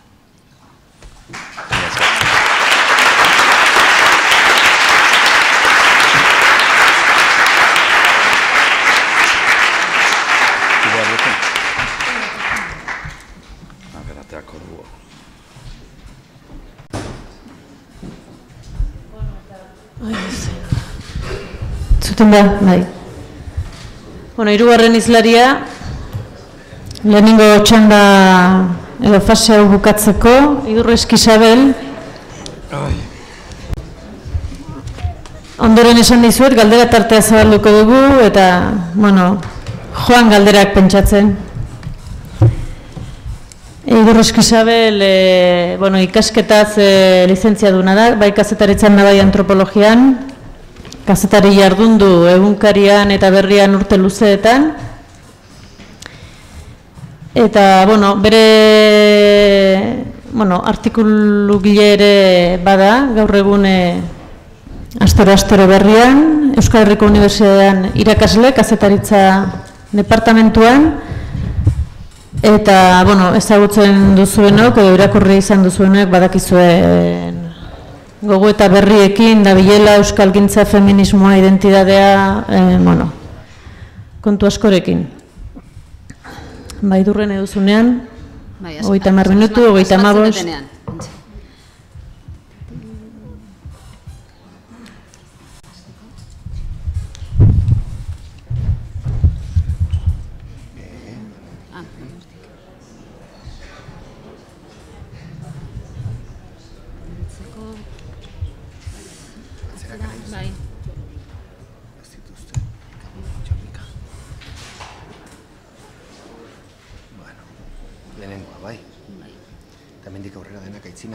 Jarri behar dut bideo bat balitzein, bai.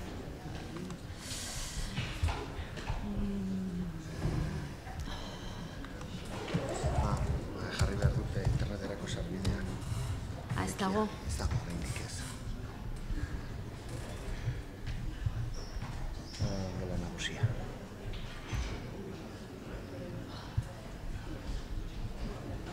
Orain.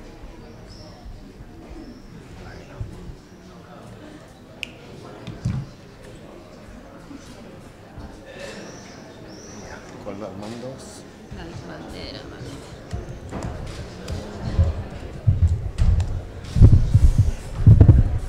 Bueno.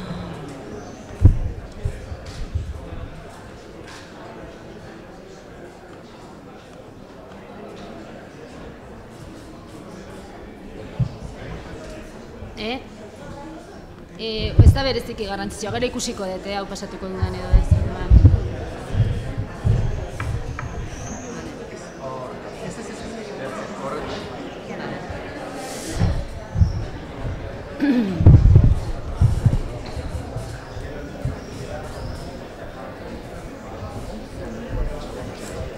Bueno, ba.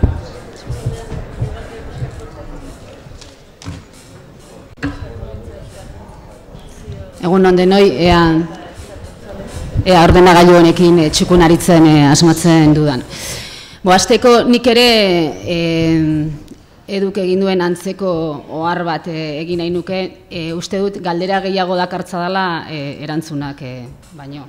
Baina, bueno, uste dut denok ere galderen fasean gaudela eta denoi dagokigula erantzutea edo erantzuten abiatzea behintzat.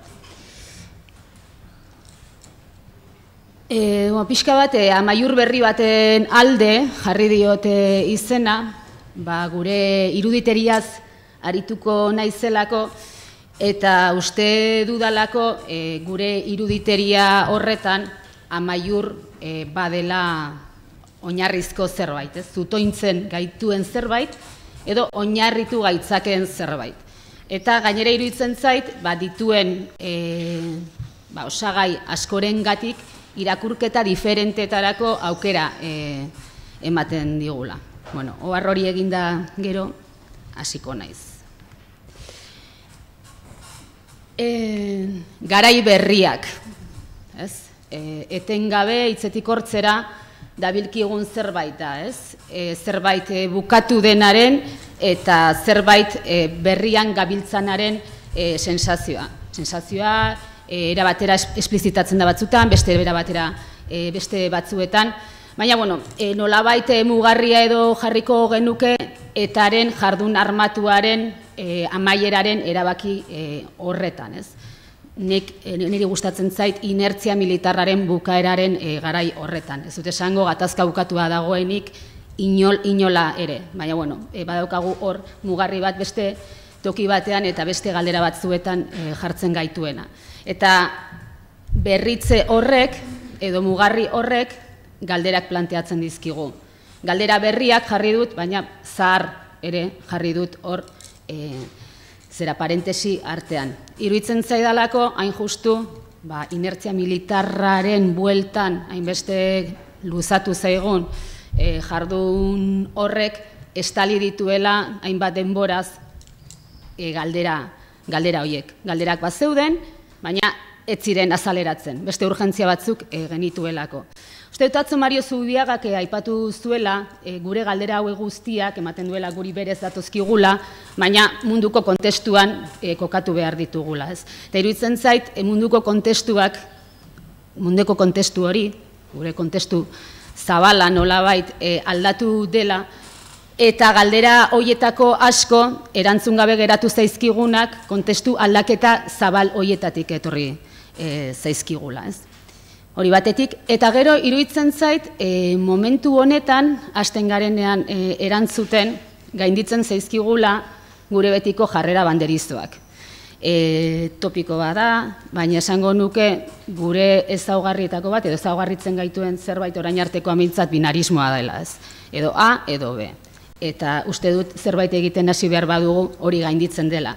Ez nabil honekin tenplantzen alde edo erdibideen alde, baizik eta konplexutasunaren alde. Gauza bat da jarreretan irmoa izatea eta beste gauza bat pentsamentua binarismotik kanpo ibiltzea. Galderak planteatzen hasteko.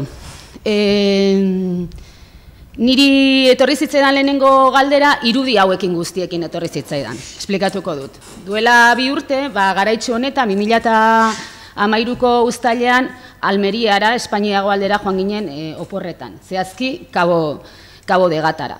Eta egon ginen toki zoragarri baten. Denok irudika dezakegun oporleku idiliko hoietako baten. Nola herritxuri bat, itxasertzean, itxasoari begira.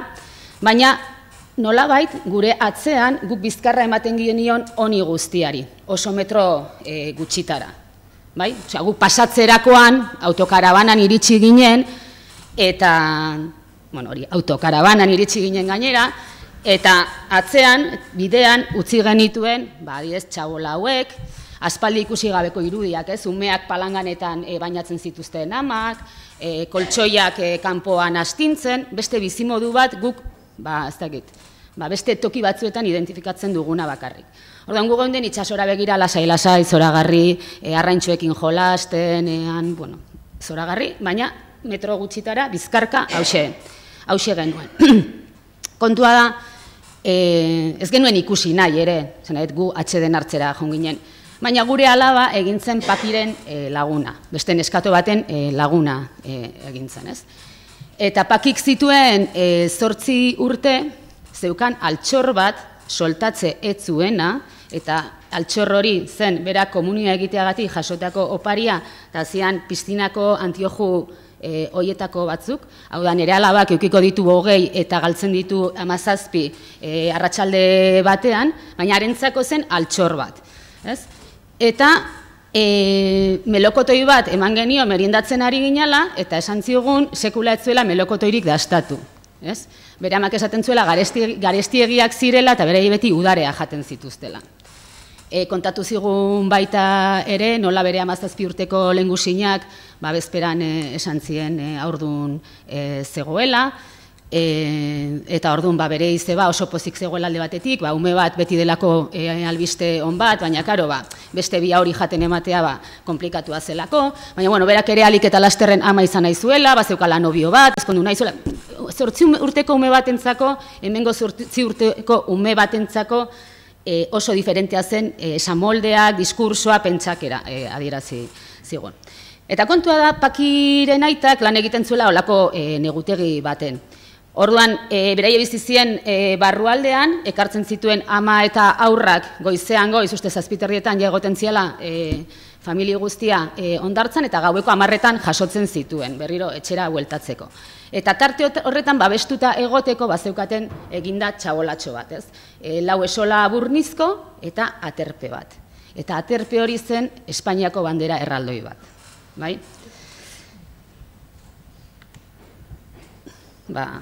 Ez hau bezain handia, hau da Madrilgo kolonekoa, baina, honen bertsio reduzitu bat, baina oso handia zen.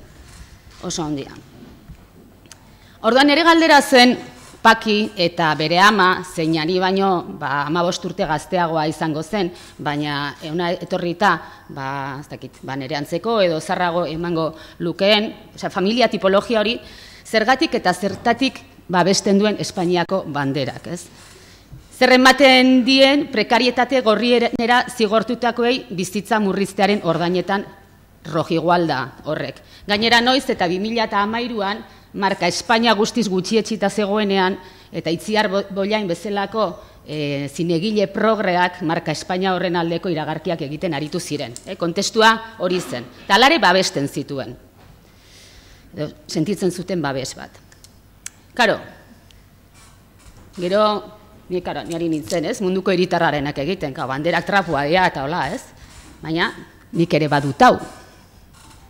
Edo, nik ere badutau. Bai?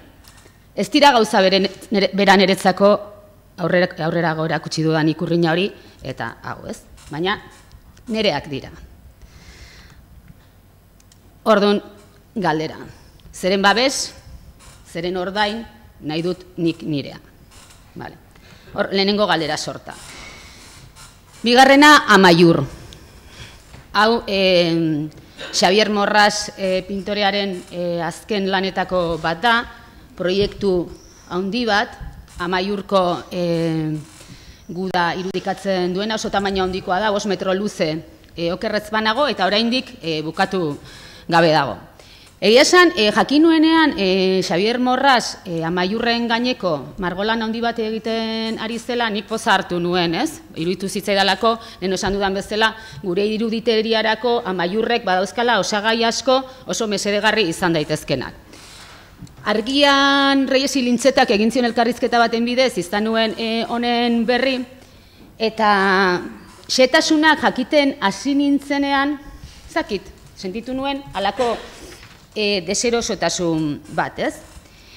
Morrasek berak aipatzen zuen nolabait bulkada politikoz egindako lan bat zela, horrarte perfecto, eta gainea asmo eraldatzaile bat zeukala. Hau da, historiaren, jendartearen ikuspegi zehatz bati beste bat kontra jartzeko asmoa, ez da?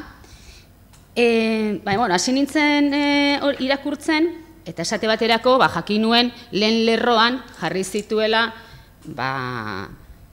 gizon garrantzitsuak, gizonak, denak. Bai? Antoniana, Oteiza, Jimeno Jurio, bai? Aitortza erabateko merezi dutenak, baina guztiak gizonak. Eta gero, beste gauza batek ere, eta hor gehiago kostatzen zait identifikatzea non daukadan kirrinka, baina handia egiten dit, zera gintzidan, asaldatu ninduen nolabait. Berak esaten zuen, azkenen erabaki nuen saiatu behar nuela harrapatzen gure soldaduek etsaia begien bistan ikusi zuten unea. Urrutira begira ari dira. Oso kezkatuta. Hori erabaki ondoren, otu zitzaidan gure defendatzaile aurpegi ezagunak izen-abizenak jartzea. Nire bizitzan oso garrantzitsuak izan diren pertsonei omenaldia egiteko. Jimeno Jurio, Paula Antoniana, Jorge Oteiza, eta hil diren nire beste lagun asko. Oso lan zaila da emozio horiek guztiak aurpegietan erakustea espanturik gabe. Amak negarrez eta oihuka beren semeak hil behar dituztelako erakustea ez da gure estiloa. Gu, nafarrak gara. Bai, hori da, zera ez? Orduan, nire galdera. Nola liteke iruditeria eraldatzaile bat sortzeko gogoa emakumeak azken zoko... Nola iruditeria eraldatzaileko... Bezki formulatuta dago. Nola iruditeria eraldatzaile bat sortzeko gogoa izan eta emakumeak azken zokora baztertu. Eta nola liteke epika militar kutsukoan oinarritzea gaur egun galtzaileen begiradak duen indar eraldatzailean zutoindu beharrean. Bi galdera. Hirugarren galdera sortara eraman ninduena. Korrika Bilbon. Azken korrikakoak, Lorea Agirrek hain egoki bukatu zuen edizio zoragarri honetakoak.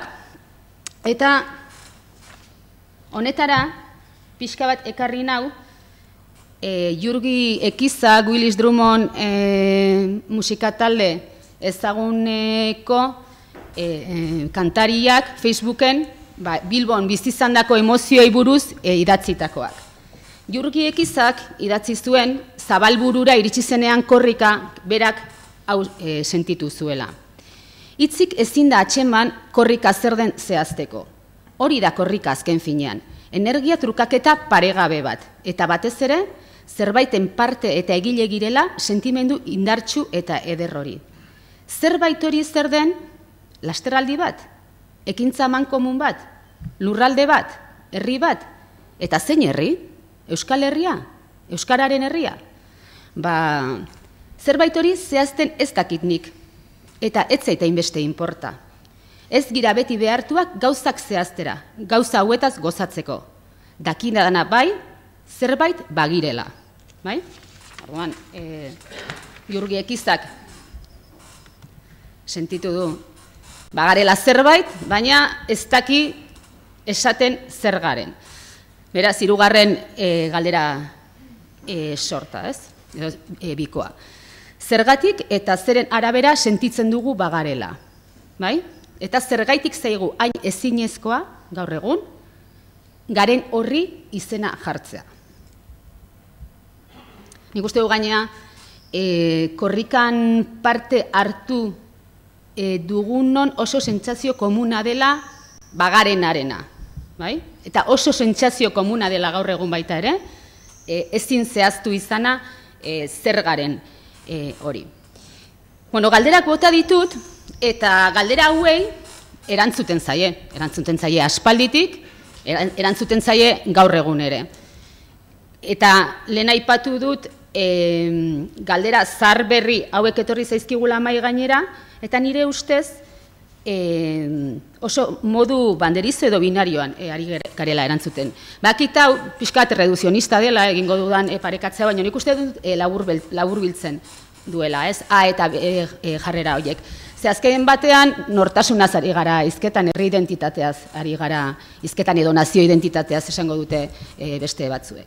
Orduan, ikuspegi batentzako Herri identitatea litzateke hizkuntza, kultura, ohitura, lurralde, historia, etnizitate, parametro finko itxi eta aldagaitzetan oinarritutako zerbait. Bai?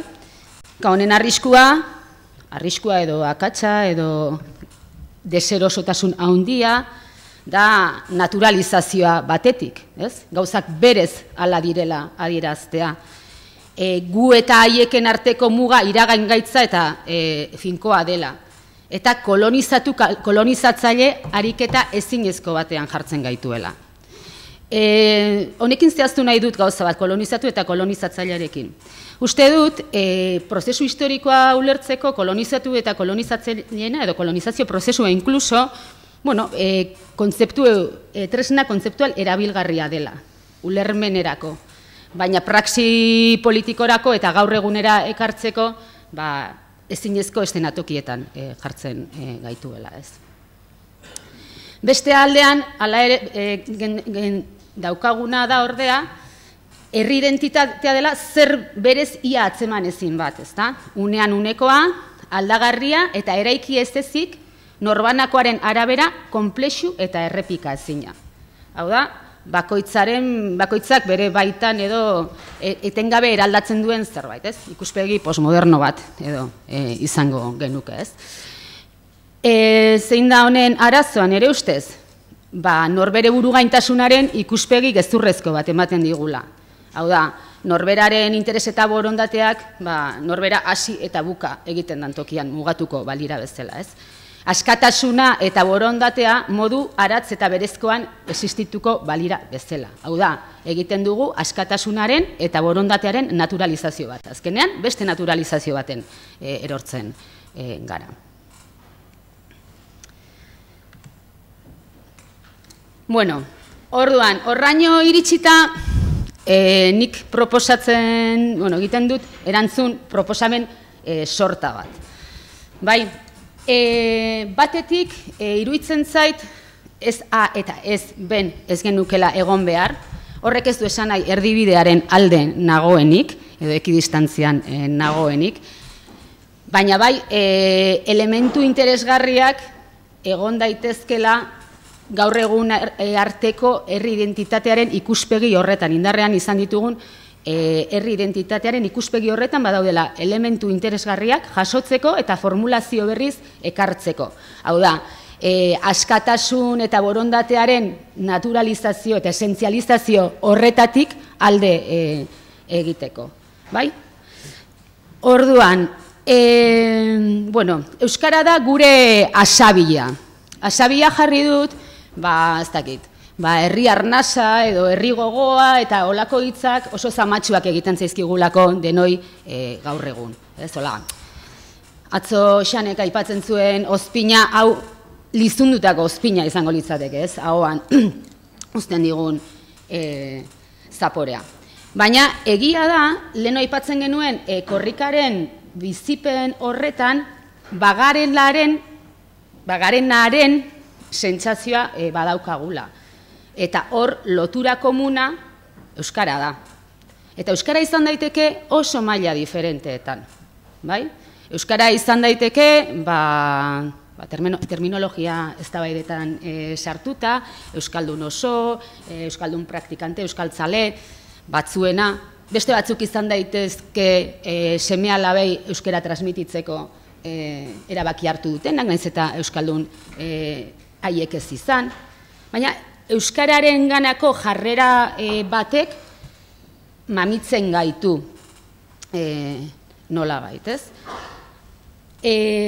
Asabia, Joseba Sarriona handiari irakurri nion, moroak laino artean bezala, lan itzel zentzu guztian horretatik, eta berak hartu zuen 14. mendeko pentsalari islamiar batengandik, ezta?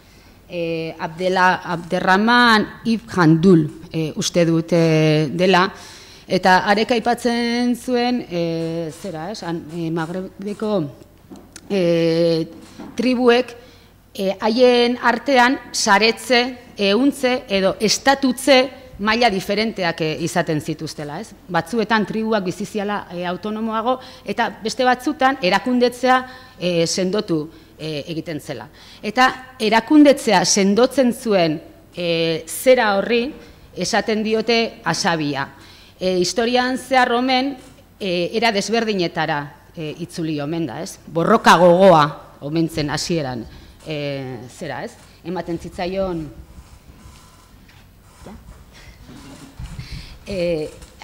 zitzaion itzulpena.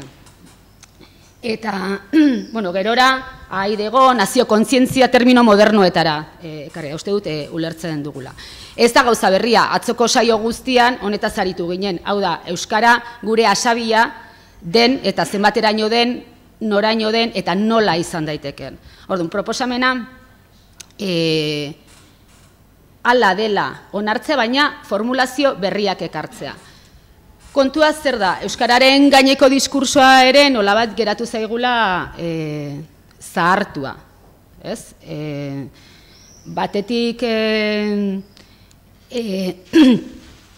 esentzializazio kutsua hartzen diogulako, euskarak egiten gaitu euskaldun hori gogorra egiten zaigu, gaur eguneko joera postmoderno eta likido hauetan. Edo misio modernoa eukitzea ere gogorra egiten zaigu, Europako hizkuntza zaharrena ditinko eustea edo berreskuratzea bezalako misio modernoei eustea.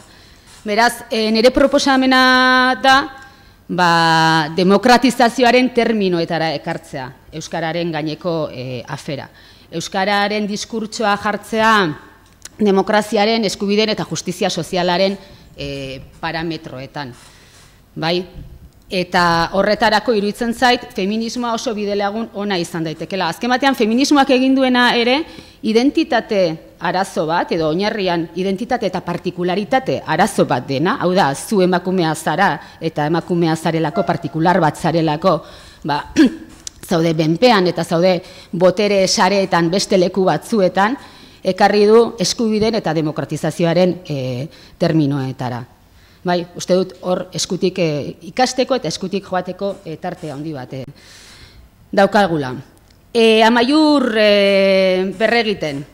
Iruditeria berritzeaz ari naiz hemen. Hau da, morrase jartzen dituen gizon handi hoielen lerroan, gizon gudaria bigarren lerroan eta hirugarren lerroan emakume sufrienteak hori ez digu balio eta aldatu behar dugu. Ez dit astirik ematen, hemen badaukat sexu genero sistemarekin iruditerian nola kanpokoak edo kanpoko begiradak estigmatizatzeko erabili duen mortuorizazio oso bat, baina pasa egingo dugu. Kontua da, esan nahi nuena honekin, iruditzen zait sexu genero sisteman kanpoko begiradak egin duen euskal emakumearen irakurketa, bastakit, itxusinekan, esorgin, ez femenino, horri guztitik estigmari balioa ateratzen ikasi dugula. Eta emakume indartsuaren irudia sortzeko gai izan garela. Emakume erabakitzaileagoa sortzeko gai. Bai, zaketu lertzen zaidan, esplikatu beharko nuke zabalago. Baina nik uste dut iruditeria txarro horretatik iruditeria on bat ateratzen asmatu dugula. Adibidez, esaten denean, en Euskadi no se folla, zer esaten ari gara sakonean. Eta nire susmoa da, hori esaten denean da, que las vascas no se dejan follar. Bai? Eta que las vascas no se dejen follar, así tan fácilmente, beren erabakimena dan neurrian oso gauza ona iruditzen zait. Bai?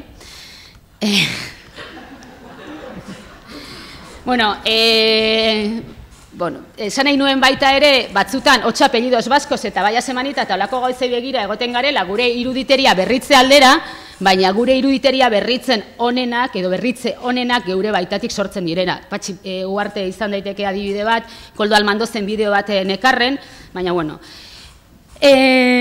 bukatzeko. Berriro ere itzulita Pakiren familiaren gana, eta hau da pixka bat tesi sozioekonomikoetan ari diren hoientzat, nire ustez, sozioekonomia dagoen bezala egonda ere, edo egon daiteken moduan egonda ere, eta horrek duen eragina guztiz ezabatu gabe ere, gutasunaren lanketak badu indarrik. Hau da, familia horrek bandera erraldoi hori aukeratzen du. Zergatik, ziur aski, Espainiar izateak han, Almerian, Almeriako negutegien giro horretan, ematen dielako ez moro izatea, ez afrikar izatea, ez oraindik eta pariago izatea. Naiz eta gero ez dituz eudaria jateko bakarri duten besteek bezala, baina diferentziazio bat da. Oso diferentziazio arriskutsua da.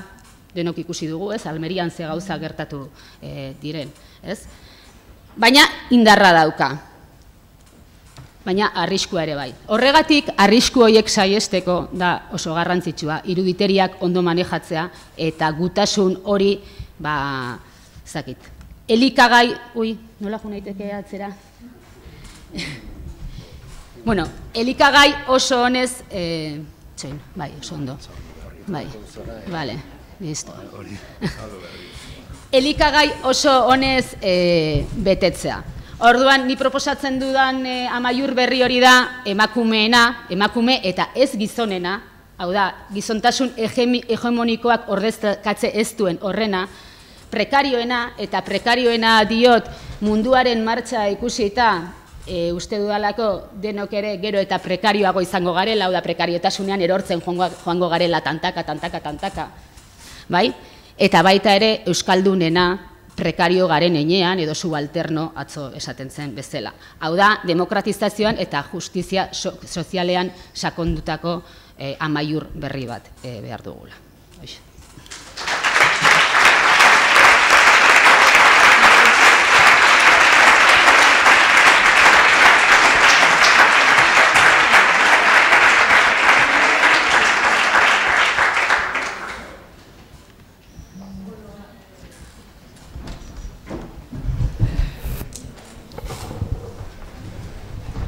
Bai. Bueno, kafea hartu aurretik, ordu lordentxo bat edo galdera txanda zabalduko dugu. Bueno, erran diren gauzen artean interesgarrietako bat edo atentzioa gehien deituenetako bat denez en Euskadi no se foia erraten duenean nik ulertzen dut foiar eta no, baina Euskadi uste dut gelditzen dela pixka bat. Bruman. Hau da, non da hori? Hori da galdera, ez? Hor gaude, hori definitzen nahi gea.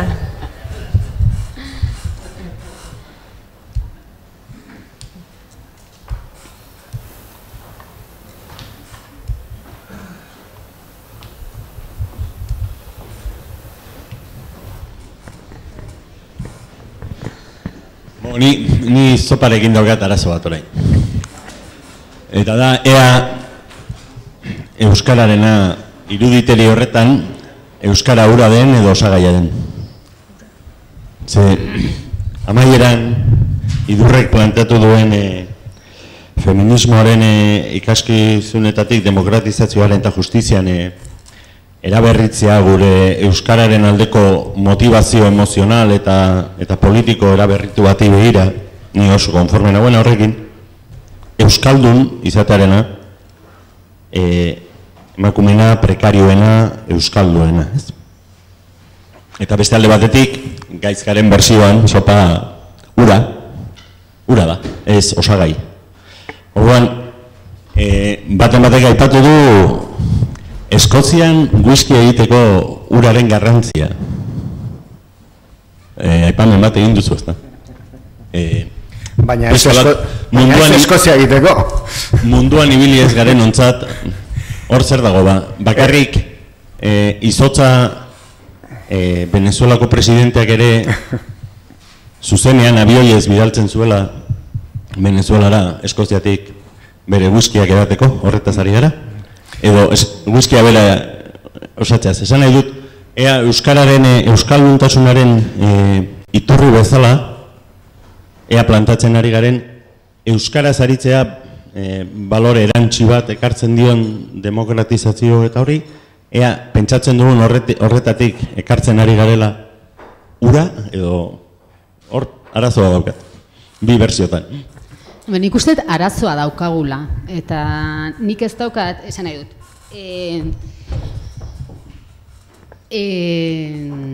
ez daukat erantzun erabat zehatz eta itxi bat. Esabiarena aipatzen dudanean, bai iruditzen zait gure funtsa autuzkoa, baina kontutan eukita autu bat dela, baina aleare funtsa hor dagoela, hizkuntzan dagoela edo egon daitekela. Gero, hizkuntzaren bizipena hasieratik edo non edo nola, hor ja uste dut modulatu beharko genukeela. Zagit, erantzun dudan, zan edut, egun batetik bestera Euskal Herri Euskaldun elebakarra ezinezkoa ez dakit desiragarria ere. Bai?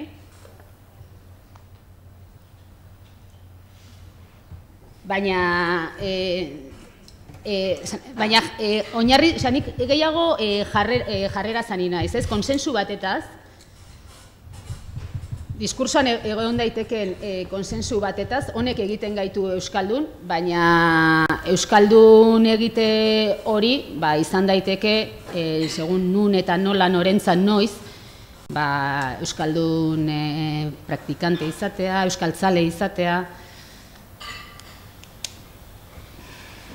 Ez nire aldetik birbaieztatu, nik erraten dudanean euskal zopa, gure zopa, guaren zopa hori egiterako ura euskara dela, berresten dut ura euskara da, eta urik gabe sortzen zaizkigunak dira zopa lehorrak, oteiza zopak. Eta Eskoziarena gaizki ekarria izan da ziur aski nire aldetik. Etzan metaforarik egokiena, gertatzeana whisky egiterakoan bai diote, urronarekin egindako whiskia hobea dela, ez? Urtxararekin kafea egiterakoan ere filtro batzu hartzen dien bezala eta bertzerik gabe, baina noski eskoziarrek kasu handia egiten diote urari whiskia egiterakoan, baina badirudi eskozia egiterakoan ez diotela urari kasurik egiten. Eta irlandarrei bezala gertatuko zaiela legia, ingere txiki batzuk izanen direla, horrek merezi aldu, nik uste dut ezetz. Ez duela merezi. Espainiar edo frantziar txiki batzuk izatea, ez duela merezi.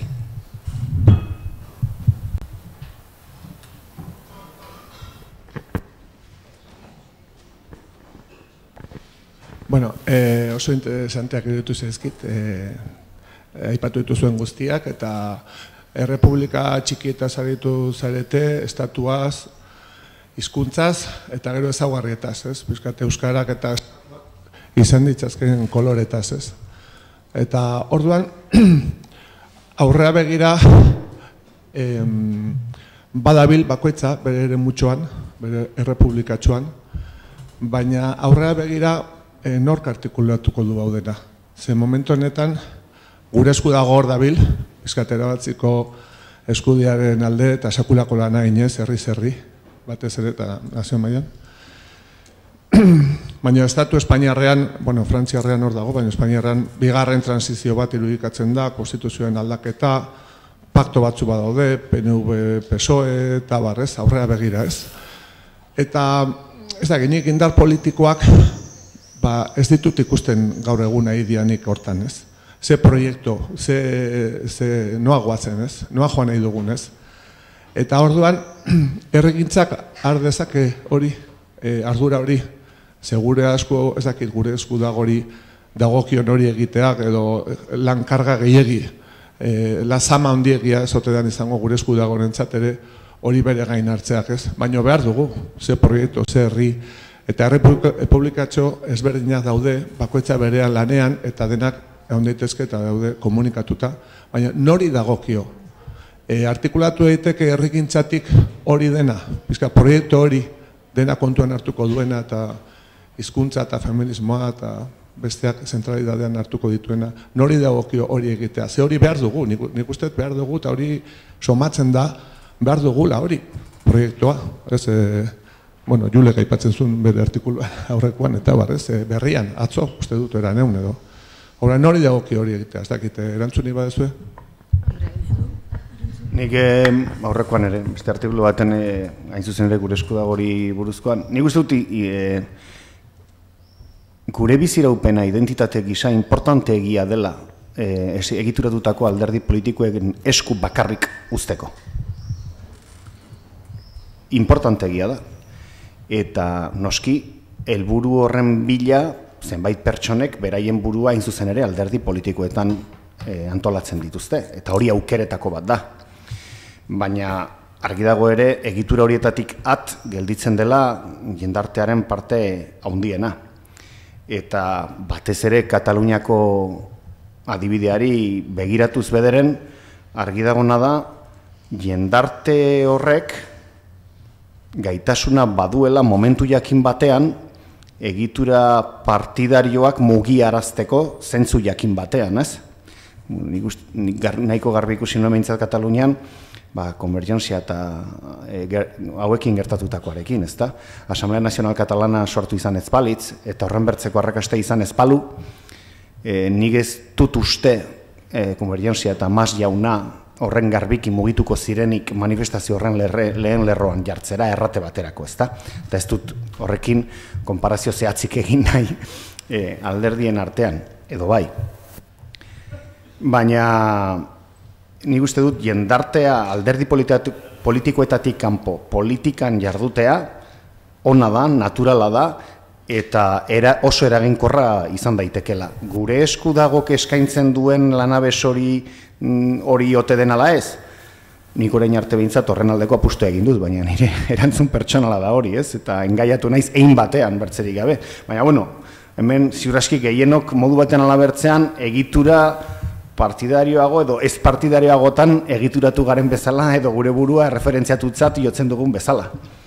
Nik uste dut ezin bertzekoa dela gure esku dago edo Asamblea Nazional Katalana bezalako zerbait egitea, bai.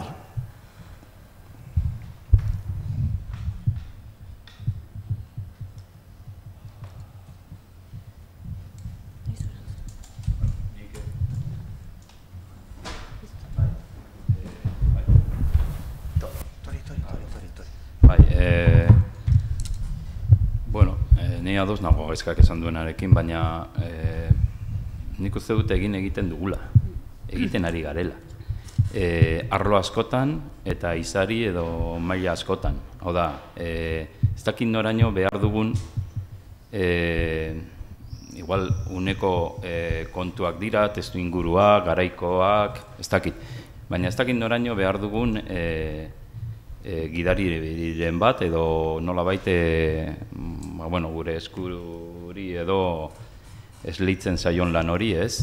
Batzearena, anistasuna batzearena, eta azkenean ahots bakar baten bidez ariaztearena, ez? Ez dakit noraino den beharrezkoa.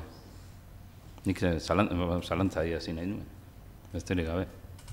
Imaginatzen dut batzuentzat oso argi dagoela behar dugula halako mugimendu bat gure eskurena. Nik ez dakit uste dut alderdi politiko, gaur egun alderdi politikoek ez dutela bat egingo halako prozesu batekin, gure eskuk planteatzen duenarekin. Alderdi politiko gehienek. Zen dut, hor konfrontazio batera ez bada joaten, diot ikusten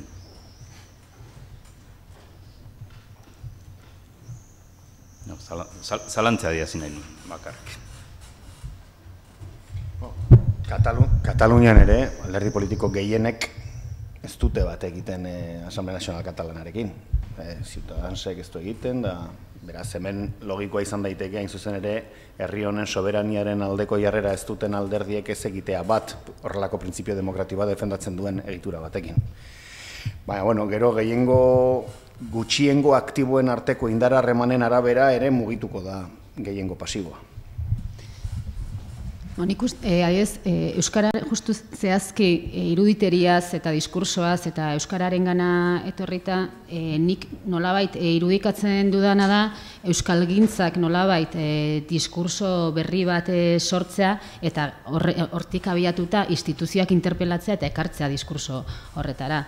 Esan nahi dut, fase batean edo egongo litzateke geuk sinistea, geuk berritzea, geuk ekartzea beste diskurso eta beste iruditeria bat, baina esate baterako Jaurlaritza ere sedukziotik mugitzea, eta ekartzea hizkuntza botere harremanen eta demokratizazioaren diskursora. Esan nahi dut, prozesu batean ikusten dut, baina geugandik hasita, ez?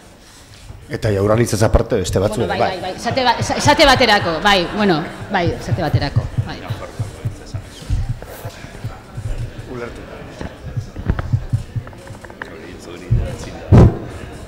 Ia,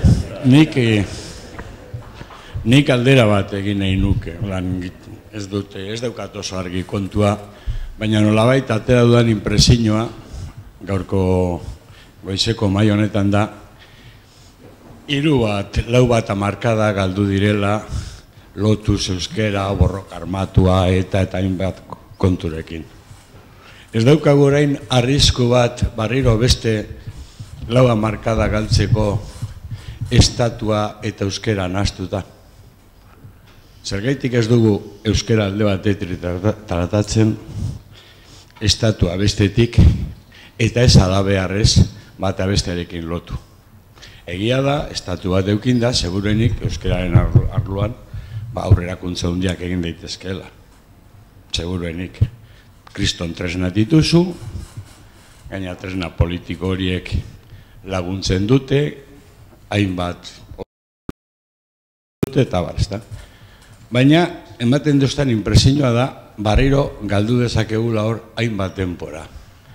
Evidentemente, nik, neure ikuspegitik, uste dut, estatua hemen gagozenok nekez ikusiko dugula. Baina, hori esaten duanean da, ez dualako uste masa kritikorik dagoenik. Ez, gura ez dugulako. Baina ez dugu ikusiko seguruenik. Orduan, ez litzateke hobeto edo bea izango euskerari arlo propio bat ematea, seduzio guzti horiek, galdera berri zahar horiek, batez be, euskeran zentratzea, herrigintzan zentratzea, naziogintzan zentratzea. Azken finean, eraikuntza nazionala egin behar bada, horrek esango du nazioa egitear dagoela. Horrek ez du esangura aurretik ez dagoenik ezer, baina nolabait egitear dagoela importanteena. Ez litzateke hobeto izango bakarrik gauzak bere kutsatxoan aztertu, jakinda beste kutsa batzuekin lotuta daudela, baina kutsa horreri batez be importantziarik handiena eman da. Hori da nire. Barri doanak biltzen baditugu, seguruenik, importantzia gehiago emango diogu helburu politikoari, eta hori da nazionalismoaren historiaren konstante bat, euskera berari baino. Eta beti biliko gara, helburu politikoetan galduta, helburu politikoetan nahaztuta, hor desbideratuta, eta barriro euskera izango da, aldogunean norbaitek nahi duenean ikasi behar duen zerbait. Eta nolabait abertzaletasuna eta euskera, ez duazen moduan bide beretik, batak ez du beste askatzen, azken finan abertzale izatea oso erreza da, botu abertzalea ematea da, punto. Ez du inolako gainontzeko erantzunik eskatzen, orduan nik uste dut hor, komenigarria litzakela, dobeintzat nik horrela ikusten dut, biak ez nahaztea. Norbere erreferentziasko irakasleari erantzuteak ematen duen beldur guzti horri helduta, nik defendatzen dut estatuaren beharra ezinbertzeko bitarteko gisa honengatik. Alemania, alemana. Frantzia, frantsesa. Espainia, espainera. Inglaterra, Britainia hundia, ingelesa. Danimarka, daniera. Herribehereak, nederlandera. 6 daramazkit. Errusia, errusiera. Orain, erranen dizkidazun esedez bertze hizkuntza batzuk, estaturik gabeko bertze horren bertze hizkuntza bizirauten dutenak oraindik eta osasun honean daudenak eta badirudi bilakaera ona izanen dutenak. Europan bakarrik,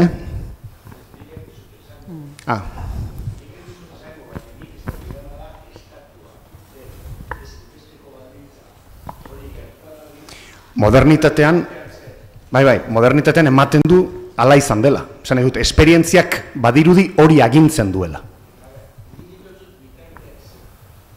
Bitartean orain arte bezala, autoeraketa, ikastolak, euskalduntze alfabetatzea, bitartean herri honek izan duen autoeraketarako gaitasunari eustean, noski.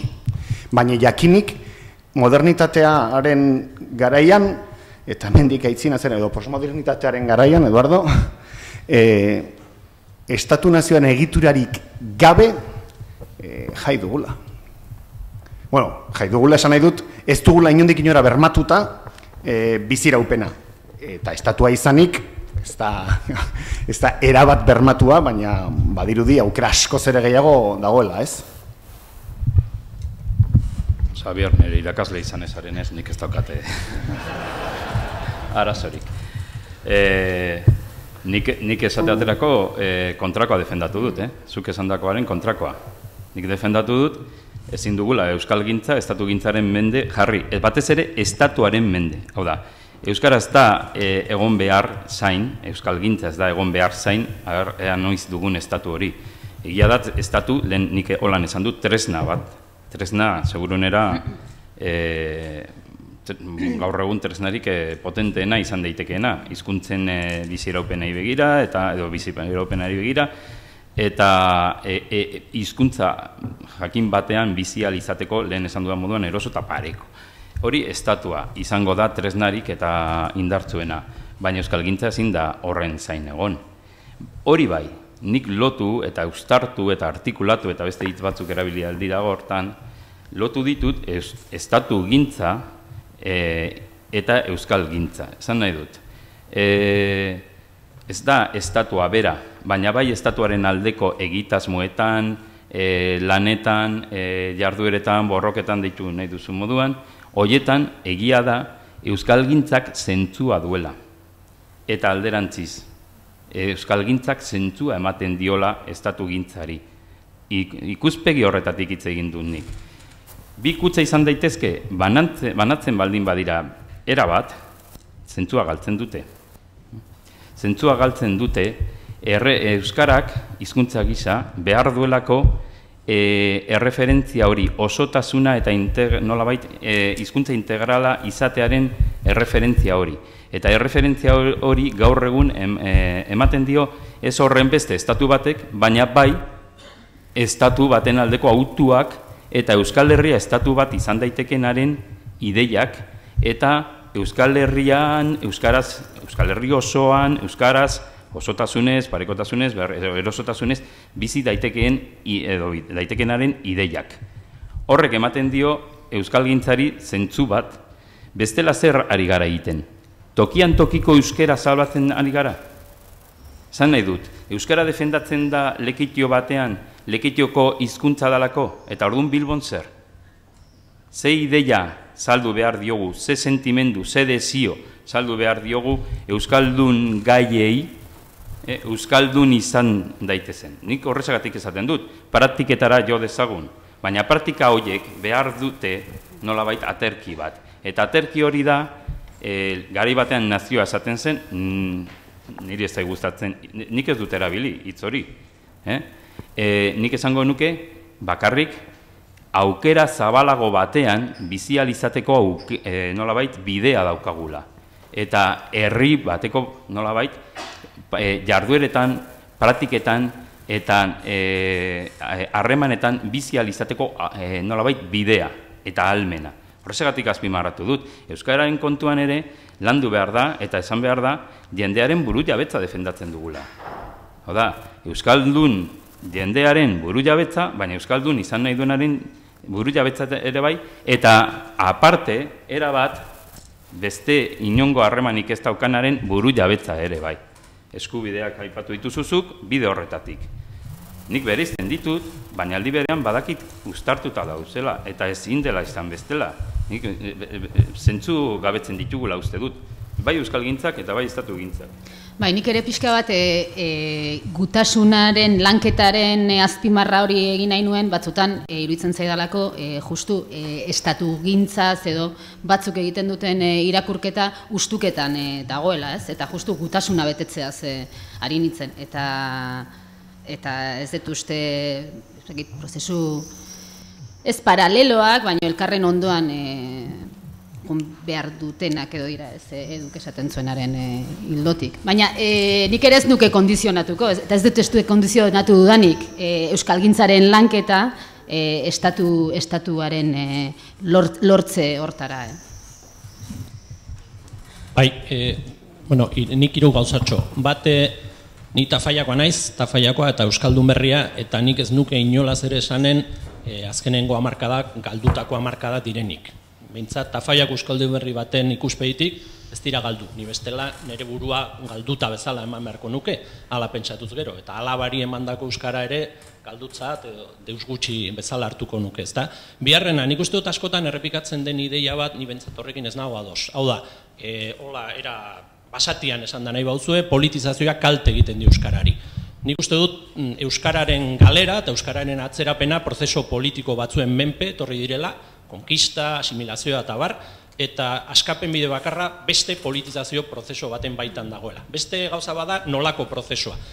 Askotan aipatzen da, Lizarragaren garaietan, Nafarroako erreginaren garaietan, Biblia protestante bat egintzela euskaraz, enkargatu zela, askotan ez da aipatzen, Espainiar konkistatzaile Nafarroan hori sebera enkargatu zutela, Biblia katolikoa euskaraz zein zuzen ere besteari aurre egiteko. Hor dago adibide txiki bat, politizazioari esker, zen orduan protestante katoliko batez ere afera estatuen arteko eta proiektu politikoen arteko lehia baitzen, eta garai hartan politizazioa egin zuen, bihurtu zuen euskara ere, Hego Euskal Herrian, Nafarroan, orduko Nafarroa garaian ere idatzitako hizkuntza. Testu inguru politiko baten, eta hirugarrenik eta gehiez luzatzearren, nik uste dut denok, ni lehena, oso barrenatuta dugula abanguardia eta erretaguardiaren eskema mentala. Naiz eta kritikatzen dugun, erabat sartuta dugu. Eta horren menpe mugitzen gara kritikatzen dugunean ere. Eta hori gertatzen zaio, eta nik uste dut hemen arrisku bat dagoela, eta da alderdi edo abanguardiaren aurreko leku horretan estatua jartzea. Eta euskalgintza ere alderdi baten edo mugimendu baten erretaguardia bazen, orain estatuaren edo proiektuaren erretaguardia. Nik uste dut hori etzela elitzatekela aurrerapena handia izanen. Baina, hau da, bestelako mentalidadea, bestelako oinarri kulturalak landu behar ditugula.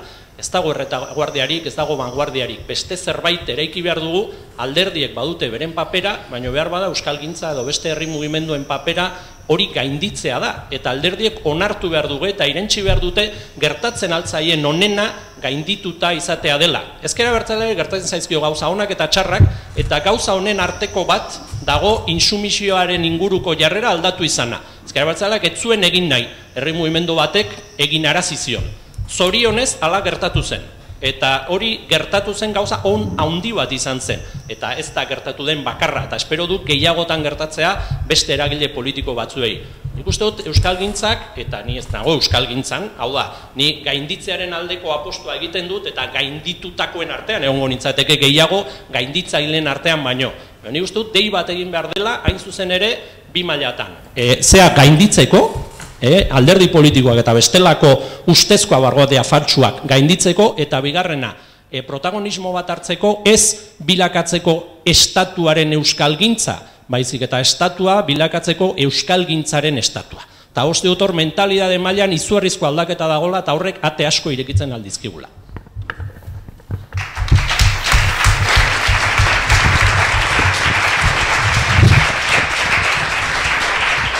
Alderdi politiko baten, fundazioko bateko zuzendari baten aldetik errandako hitzak direla kontutan izanik bere biziko garrantzia daukata. Bueno, ni, en fin, hori, pena da, baina ni moztera nator. Orain kafea hartuko dugu, segi kafean, ordula ordentxo bat, dagoeneko berandu gabiltza, eta ondoren mailingurua eta bukatzeko antzeslana.